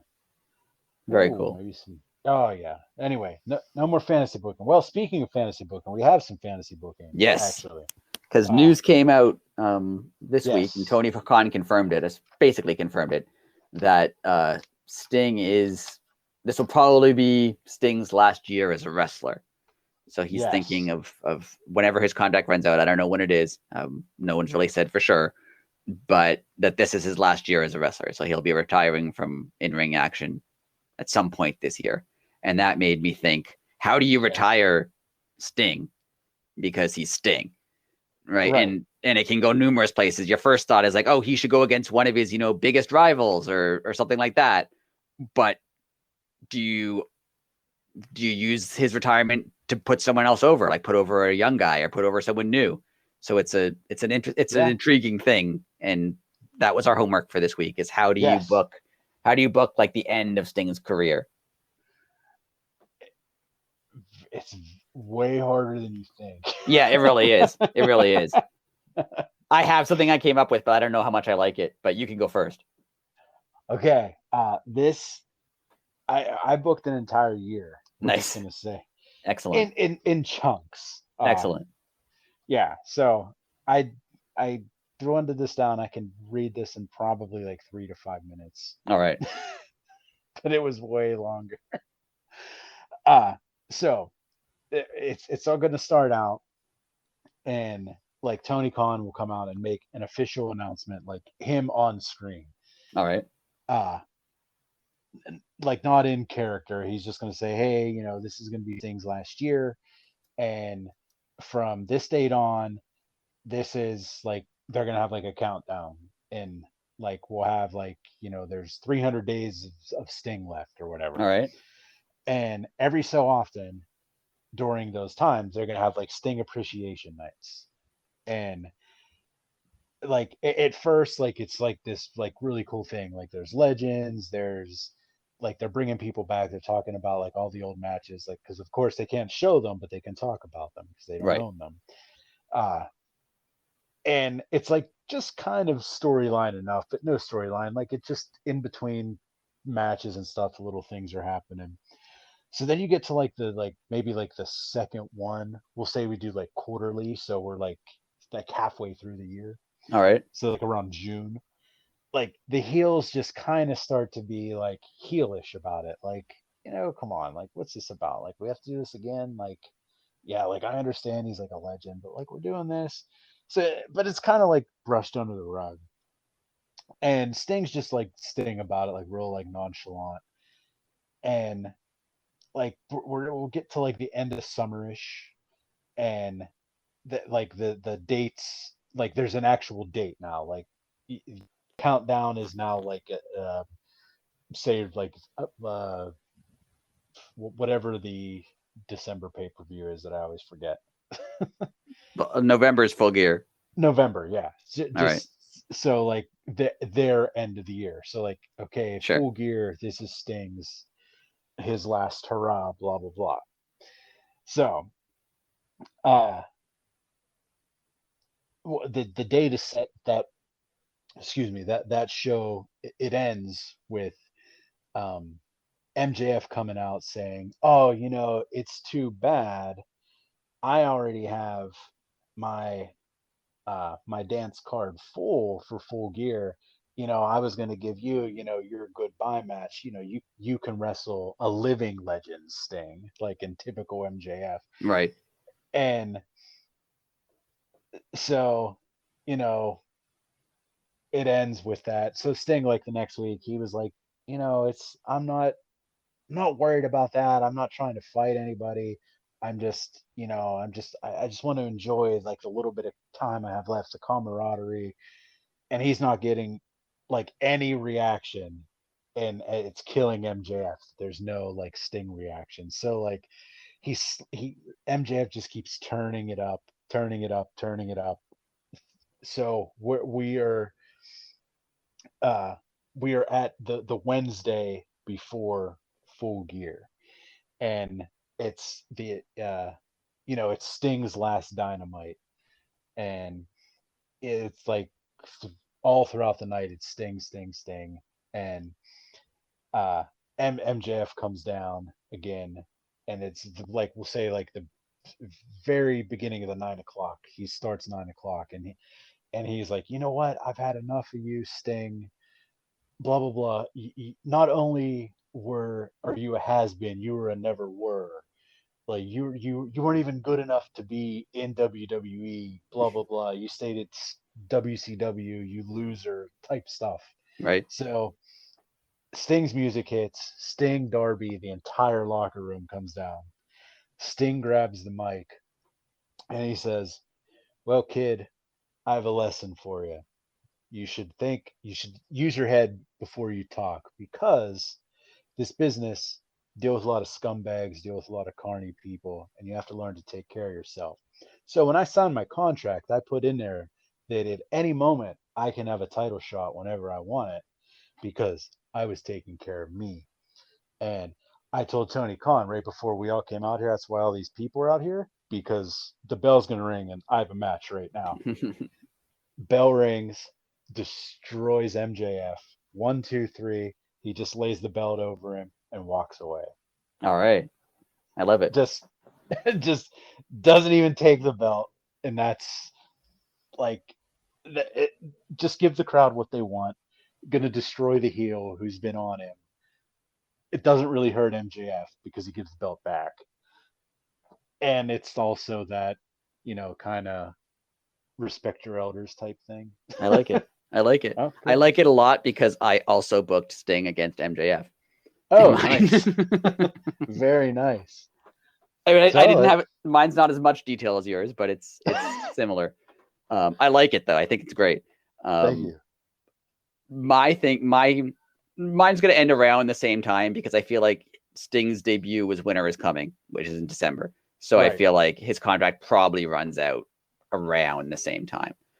Nah, makes So sense. Makes my perfect thinking sense. is they don't announce it as like the end of Sting's career. They don't do any of that. Though Sting comes out, at some point, a couple months before that. So like September, maybe right before. Okay, this is what I'm thinking. Maybe like early September, and Sting comes out and he says, there's been a lot of rumors going around, and they're true. My contract runs out at the end of the year or whatever it is, and I'm gonna retire. But I've had a great time in AEW. I've had a wonderful time here. Put over Darby, put over everything he's done. How much he loves AEW. Then MJF comes out and he goes, "Oh, of course you're leaving. You're leaving because you can't cut it anymore. You're not as Right. you know, you were champion everywhere. You were champion in WCW and the NWA and TNA. You could never win in WWE. I could win in WWE, but you couldn't. But that's okay. Right. Just to make just to give you a little thrill. You've competed for all these titles. You've never competed for the AEW title. So I'm gonna give you the match. I'm gonna give you a match against me, just so when you go home, you could tell your kids and your family that you got to fight for the AEW title. You're not gonna win it, but Right. you got to compete for it. You just like you competed for it. And then they go into, yes, he won the WCW title. He competed for the WWE title. He didn't win it, but he was in a match for it. This is the only major title he's never fought for. So they do it at like not a pay-per-view. I've rephrased my time frame now, and now I feel like it might be Grand Slam. Oh, okay. They have a Sting MJF match, and they set it for then, and it's like a month out. And Sting accepts the match, but then backstage he's like, I don't know, like I'm 63 years old. Right. He's the world champion, and you'd like him or not, he's a good wrestler. He's a talented guy. I've seen a lot. Last time I competed for a world title, I broke my back and couldn't wrestle again for a long time. So I don't know if I want to do that again. Right. And then you get Darby. Remember when Darby was competing for the TNT title? Sting hyped him up, being like, "No, you can do this. I know you think you can't, Right. but you can." So now we reverse that, and now Darby comes out and goes, I "Look, like when it. you first came to AEW, you didn't think you could wrestle, and look what you did." And now, maybe it's been a long time. Maybe you haven't had a singles match in however many years. Maybe you're a lot older now, but you can do it. You can beat him. And then slowly people start to think, oh, maybe he can. It starts off as everyone being like, what's Sting doing? Right. Yeah, he broke his back last time he fought in a singles match. He competed for the to play into it. He competed for the WWE title and he broke his neck and had to leave wrestling. So what's he doing? This is terrible. And people, some people try to talk about it. Maybe you do bring back, some guys like a Ricky Steamboat or something being like, hey, I respect you, but this guy's he's like 20. He's like half your age. He can hurt you. But Darby believes in him, and Darby's the one friend that Sting has who's not going to turn on him. And Darby believes in him, and he thinks he can do it. So they get to the match. Maybe it's a Grand Slam. I think it should be.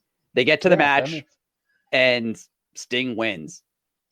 Like, it's a tough match. It's a close match. I was thinking maybe MJF comes in with the diamond ring when the ref's knocked out and tries to hit Sting with it, and then Darby takes him out, and then Sting gets the win.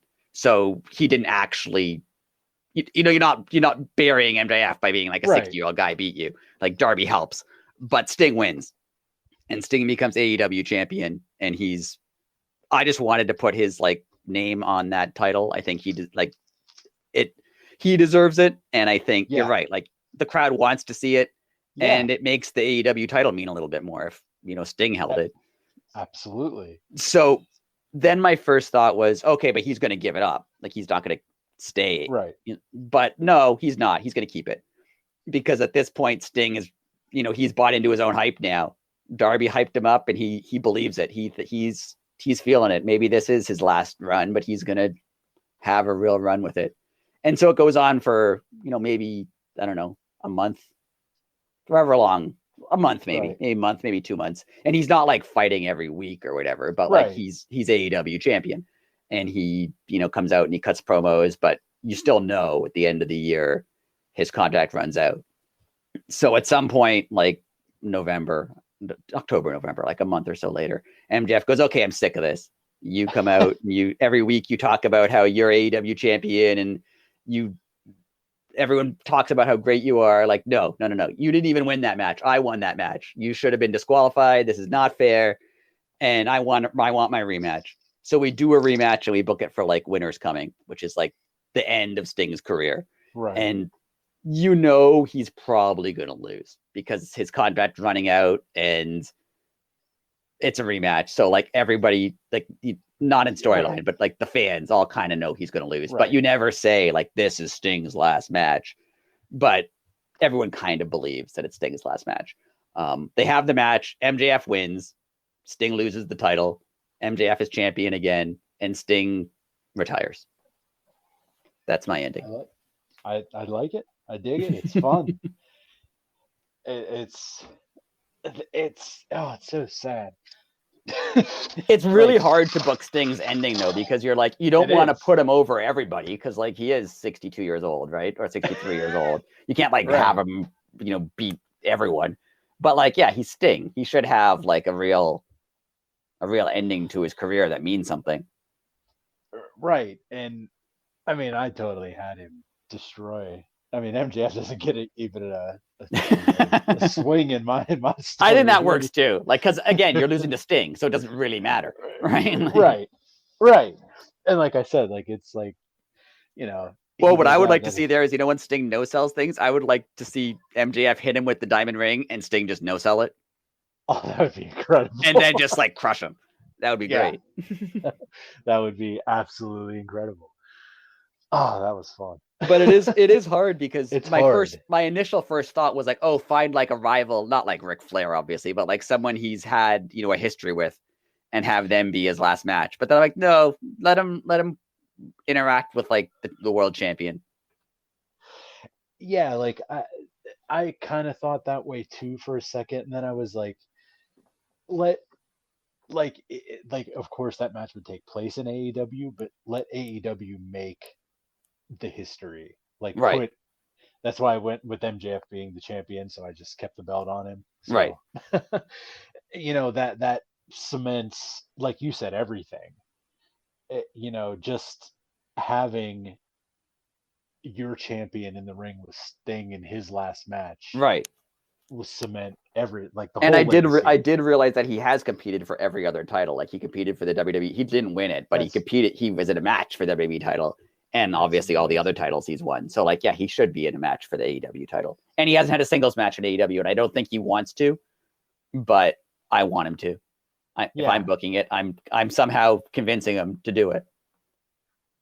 Yeah, like, I mean, he has to. Like, and it would be his first loss if he lost to MJF, which I wasn't sure if I actually wanted him to lose now that I realized that. But oh yeah. I kind of want him to retire undefeated. Maybe he could do that. That would rule. But either way, man, I like that we both booked him with MJF. Yeah, that was fun. That was really cool. And I feel like it works. Like, yeah. And unplanned. We didn't talk about this. And MJF is such a good foil for him, like just being like, I don't care about you. You're not. I'm the important one. You're not. Like, his shtick is so cut and paste, but it does work for everybody. Right. Like, I mean, he's doing the same thing to Danielson right now, and it just makes you mad. Right. It's so good. And like the crowd would go nuts if like he destroyed MJF. Like people would love it. Okay, that would be amazing. Here's a quick question for you. Is MJF a forever heel, or do you think there's a babyface run in there? Like a real babyface run where like he acts like a good person, or like he just gets cheered but he's still himself? No. Like when The Rock went full babyface and was like when the SmackDown Hotel was coined and all, and like is like a good guy who like does good things. Yeah. Maybe only because he does have that, I've had a rough childhood and that's why I am the way I am now. Like he even mentioned it this week with the Brian Cage thing. So maybe there is a story you can tell where like you delve into his rough childhood and like you feel for him, and now maybe he's realized he doesn't need to be a jerk. He can be accepted. I don't know. Maybe. What do you think? Like, it'd be really hard because first and foremost, if you've said it before, I mean, the seed is planted in everybody. No one's ever going to trust him. Right. So, you immediately think he's lying. Yeah. So like, there's always that, and like, it could be a 3-year thing. And then the minute that he turns, you're like, oh, I saw it coming. Yeah. It's like, it just throws everything out the window because he's so good. Yeah. But if he's so good at being this, like I totally believe he could be so good at being a baby I think face he could do it, because but you're right. There'd always be that little bit of like, do you actually trust him? Because like of who he is. you know Yeah. the turn is going to be so good. Right. Well, like when he turned on Cody, Right. I could have cared less about him until that second. Yeah. And not just because it was Cody, is because he, I mean, when I say he was Cody's lackey, I mean, he really was Cody's lackey, but I mean, that could have, you could feel him turning on Cody. You felt like it was going to happen, but yeah. yeah, but like, I didn't think I would care. Right. It was just like the way that it was done. Oh, and then just you see the character be born. Like, Right. yeah, so I hope that there is a babyface run in there just to prove that he could dominate no matter what he does. Yeah. But does he even need it? Because in this day and age, is there really heel or babyface? It's however the He could crowd always get does. cheered and still be a jerk. Right. That's whatever the crowd thinks you are at this point. Right. I, I always wonder like how that would have worked like back in the day. Like, because bookers back in the day, like, were so convinced that they had the crowd eating out of their hands at all times. Like, if they decided that Big Bad Bill Smith was going to be awesome one night in Right. Memphis, like, and they just started cheering this person, if they jumped on the bandwagon, if they were like, oh no, they're just stupid, Yeah, you're I don't not know. that good, Bill. Like, I don't know. I, yeah, I don't know. It'd be I know interesting like when to. Hogan turned face, came back to WWF right before he won the title. He would like the previous time he was in like the WWF, I think it was at the time. Yeah. Under Vince Senior, he was a heel with Freddie Blassie, Yes. and he came back as a face. And basically, I think Bob Backlund was just like, "Oh, he said he's not going to do that anymore," and they just like moved on. And like everybody else was just like, "Okay, good guy." Like, So okay. but that That was WWF. I don't know how like their audience right. was always different than like the a Memphis audience or a Georgia audience. So I don't know. It's a shame that all those tapes are, well, they're not tapes, but they're digital, but they're stuck on that stupid network. Again, that like I forget that I have for free and I could be watching like old Memphis. Like I do wish I there just was a look it up way on to like YouTube. separate the two for like WWE to sell itself to someone, but then the library would go somewhere else. Like I wish that was a thing that would happen, but Yeah. Or just sell the damn library. right. Because what are they doing? Because like you just said, like they're not making best ofs on the network to get you to watch the programs. Like, oh yeah, there's like 55 years of programs there, Right. but if you don't know what it is, like you're not going to watch it because it's old style standard definition studio wrestling. Like I'm sure a lot of it sucks, Right. but you would know like not everybody's going to go through and be like, "Oh, it was Thanksgiving Eve 1985 when Ric Flair did this." No, Right. just put that segment with a bunch of other segments that are awesome together. It's a little Like odd. I don't want to drag this on, but it's a little same odd here. that they don't like they have this library that like they've paid money for and could probably make Yeah, the money, and they're not using it really to make the money. Like right now, people sign up for the network basically because the pay-per-views are on it. Like that's most of the right. reason people get Peacock or WWE Network or whatever it happens to be where you are, is because that's how you can watch WrestleMania for like $10. Um, Right. so they don't, and like the other stuff is kind of just like, oh yeah, that's also there. Right. But like they could do when they first proposed the network, I'm like, oh, they could do so much with this, and they just never did. So it's a little weird. And the thing that was like even like which I had faith too and is weird is the DVDs they used to release were awesome. Yeah. I Well, yeah, thought, one thing oh, WWE was always good at was like their DVDs and their video packages, and like they've always done a great job at those things. yeah, so of course I thought, oh, with all this stuff that they just bought, like this stuff's all going to be on there. And like all the old DVDs were on there, like the best of Bret Hart and all that stuff, which was awesome. But make new ones. Right. Like, like I don't need to see like the best of John Cena, but like make a John Cena documentary, like, Right. or make some guy I never heard of from Mid South documentary Right. with the John Cena documentary, like, Right. but like you said, it just kind of exists. Yeah. They don't like do more with it. It's a little weird. It's very, but anyways, uh, on that note, do you have anything to add, sir? No, now that we're talking about streaming services, I don't want to talk about it too much, but I've mentioned this to you like Yeah. off the podcast. I would love if like New Japan and AEW and ROH Yes. and a bunch of them all had one thing that I could just watch all their stuff on. Yes. Especially with like the indie companies being dropped from the network recently, the WWE network. Yeah. If they could somehow all get together and have one thing where I didn't have to, sign up for 5 different sites and could, and I know that's easier said than done. Like I'm sure there's a whole bunch backstage stuff, Right. like who would make the money and who would, I understand all that, but like selfishly, I just want there to be like a wrestling website where I could, if it's not WWE, if WWE doesn't own it, it's on there, and I can just watch it. And that's what I want. Yeah. And it'd be really nice if they made an Xbox app too. And I don't have to, because selfish me, the Xbox browser sucks. Yeah. But yeah, no, that's fine. I agree with that. That actually needs to happen. Like get Impact, like again, off topic would take it, but like me and you were trying to figure out how to watch Impact.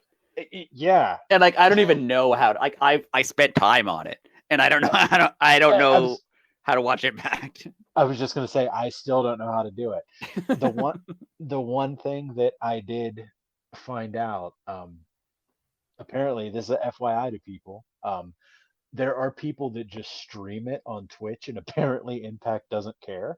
Yeah, that makes sense because they have not So made it easy to watch their shows. So yeah, so apparently if you just go and, like, I guess you just search like Impact Wrestling on Twitch, or maybe right. they have their own Twitch stream. But apparently either people stream it and they don't care, or they stream it.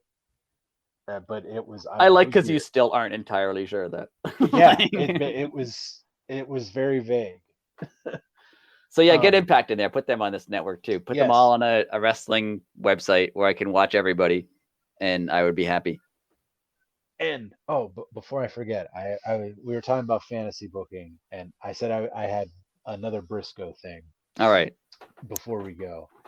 Uh, Everybody, let's speak this into reality here. Let's do this.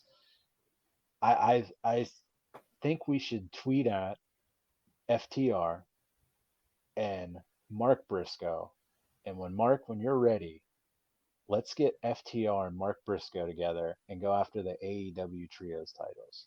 Everybody, let's tweet at them and make this happen. This needs to Yeah, happen. that would be great. My only concern is I don't know what Mark Briscoe's like mental state is, but yeah, I agree. Well, exactly. I like not. Yeah, not tomorrow. Right. When the time comes that Mark is ready, Right. uh, if he ever is ready. Yeah. Like But I have no idea what he's going, like how he's. Yeah. yeah, It must be awful. it would have to be. And But I agree. That would be great. that would be very fitting, I believe. Yes, I agree. So let's make that happen. Let's tweet at them. Make that happen, people. Before we go, one last thing I just wanted to say. The Briscoes are what got me into Ring of Honor. I knew what Ring of Honor was, and I wanted to watch it. And when I finally got it on my cable and was able to watch it, they were the first thing that stuck to me. And to be perfectly honest, it was because they were insane. And I was like, oh, those are two insane people that somehow keep it together enough to be pro wrestlers. I saw, not to cut your story off, but I saw Yeah. Simon Miller from What Culture did a video on this, and he said like they were like the most controlled chaos. Like it looked like absolute chaos, but you knew that they planned it but it looked absolutely nuts. Yeah, and that's what I was just gonna get. It was the most entertaining thing I had ever seen, and it hooked me. Like it would get to the point where I would like forward the show and watch the Briscoes thing. Oh, okay, I don't care about this. I'll forward this. Oh, Briscoes match. I'll watch that. And then slowly I got into like the whole entire show. But their insanity really stuck on me, and it was fun to watch. It was fun to be a fan, and I never got to meet them, but it would have been fun to tell them how much it meant because it really did mean a lot. It was so much fun. Mark, if you ever hear this in your lifetime, thank you. And Jay, if somehow you can hear this, thank you because what you did was fucking awesome. Excuse my language, Rick. You have to edit that out. But sorry. Anyways, on that note, uh, we will end it there for this week. Thank you, everybody, again for listening. Please like, subscribe, uh, add, follow, whatever. We are everywhere We are. at Elite City Pod And on thank everything. you again. Thank you everyone for listening and Yes, being a part of it because we have fun. So we're glad that other people also have fun listening. yes, and let us know if you enjoy like the format. Like we've been sticking to this one so far, and everyone seems to like it, but nobody said anything. Y'all might hate it, but I mean, Yeah, you'll listen. and the fantasy bookie stuff because we have fun with it, but like maybe Yeah, no one cares what we have to say about stuff. So yeah, and we will continue to do that, but please don't suggest them on a weekly basis because I will drive myself insane because it was I'm way too I love that. I meticulous. love the amount of effort you put into that. That was great. I was I think I honestly told you that was probably the most amount of effort I put into like an assignment that didn't involve me graduating from something. That's great. Like, It would be good yeah, TV. it would be. Uh, but anyways, uh, on that note, we will see you next week. Uh, again, thank you for everything. It's been fun. Until next week. Later.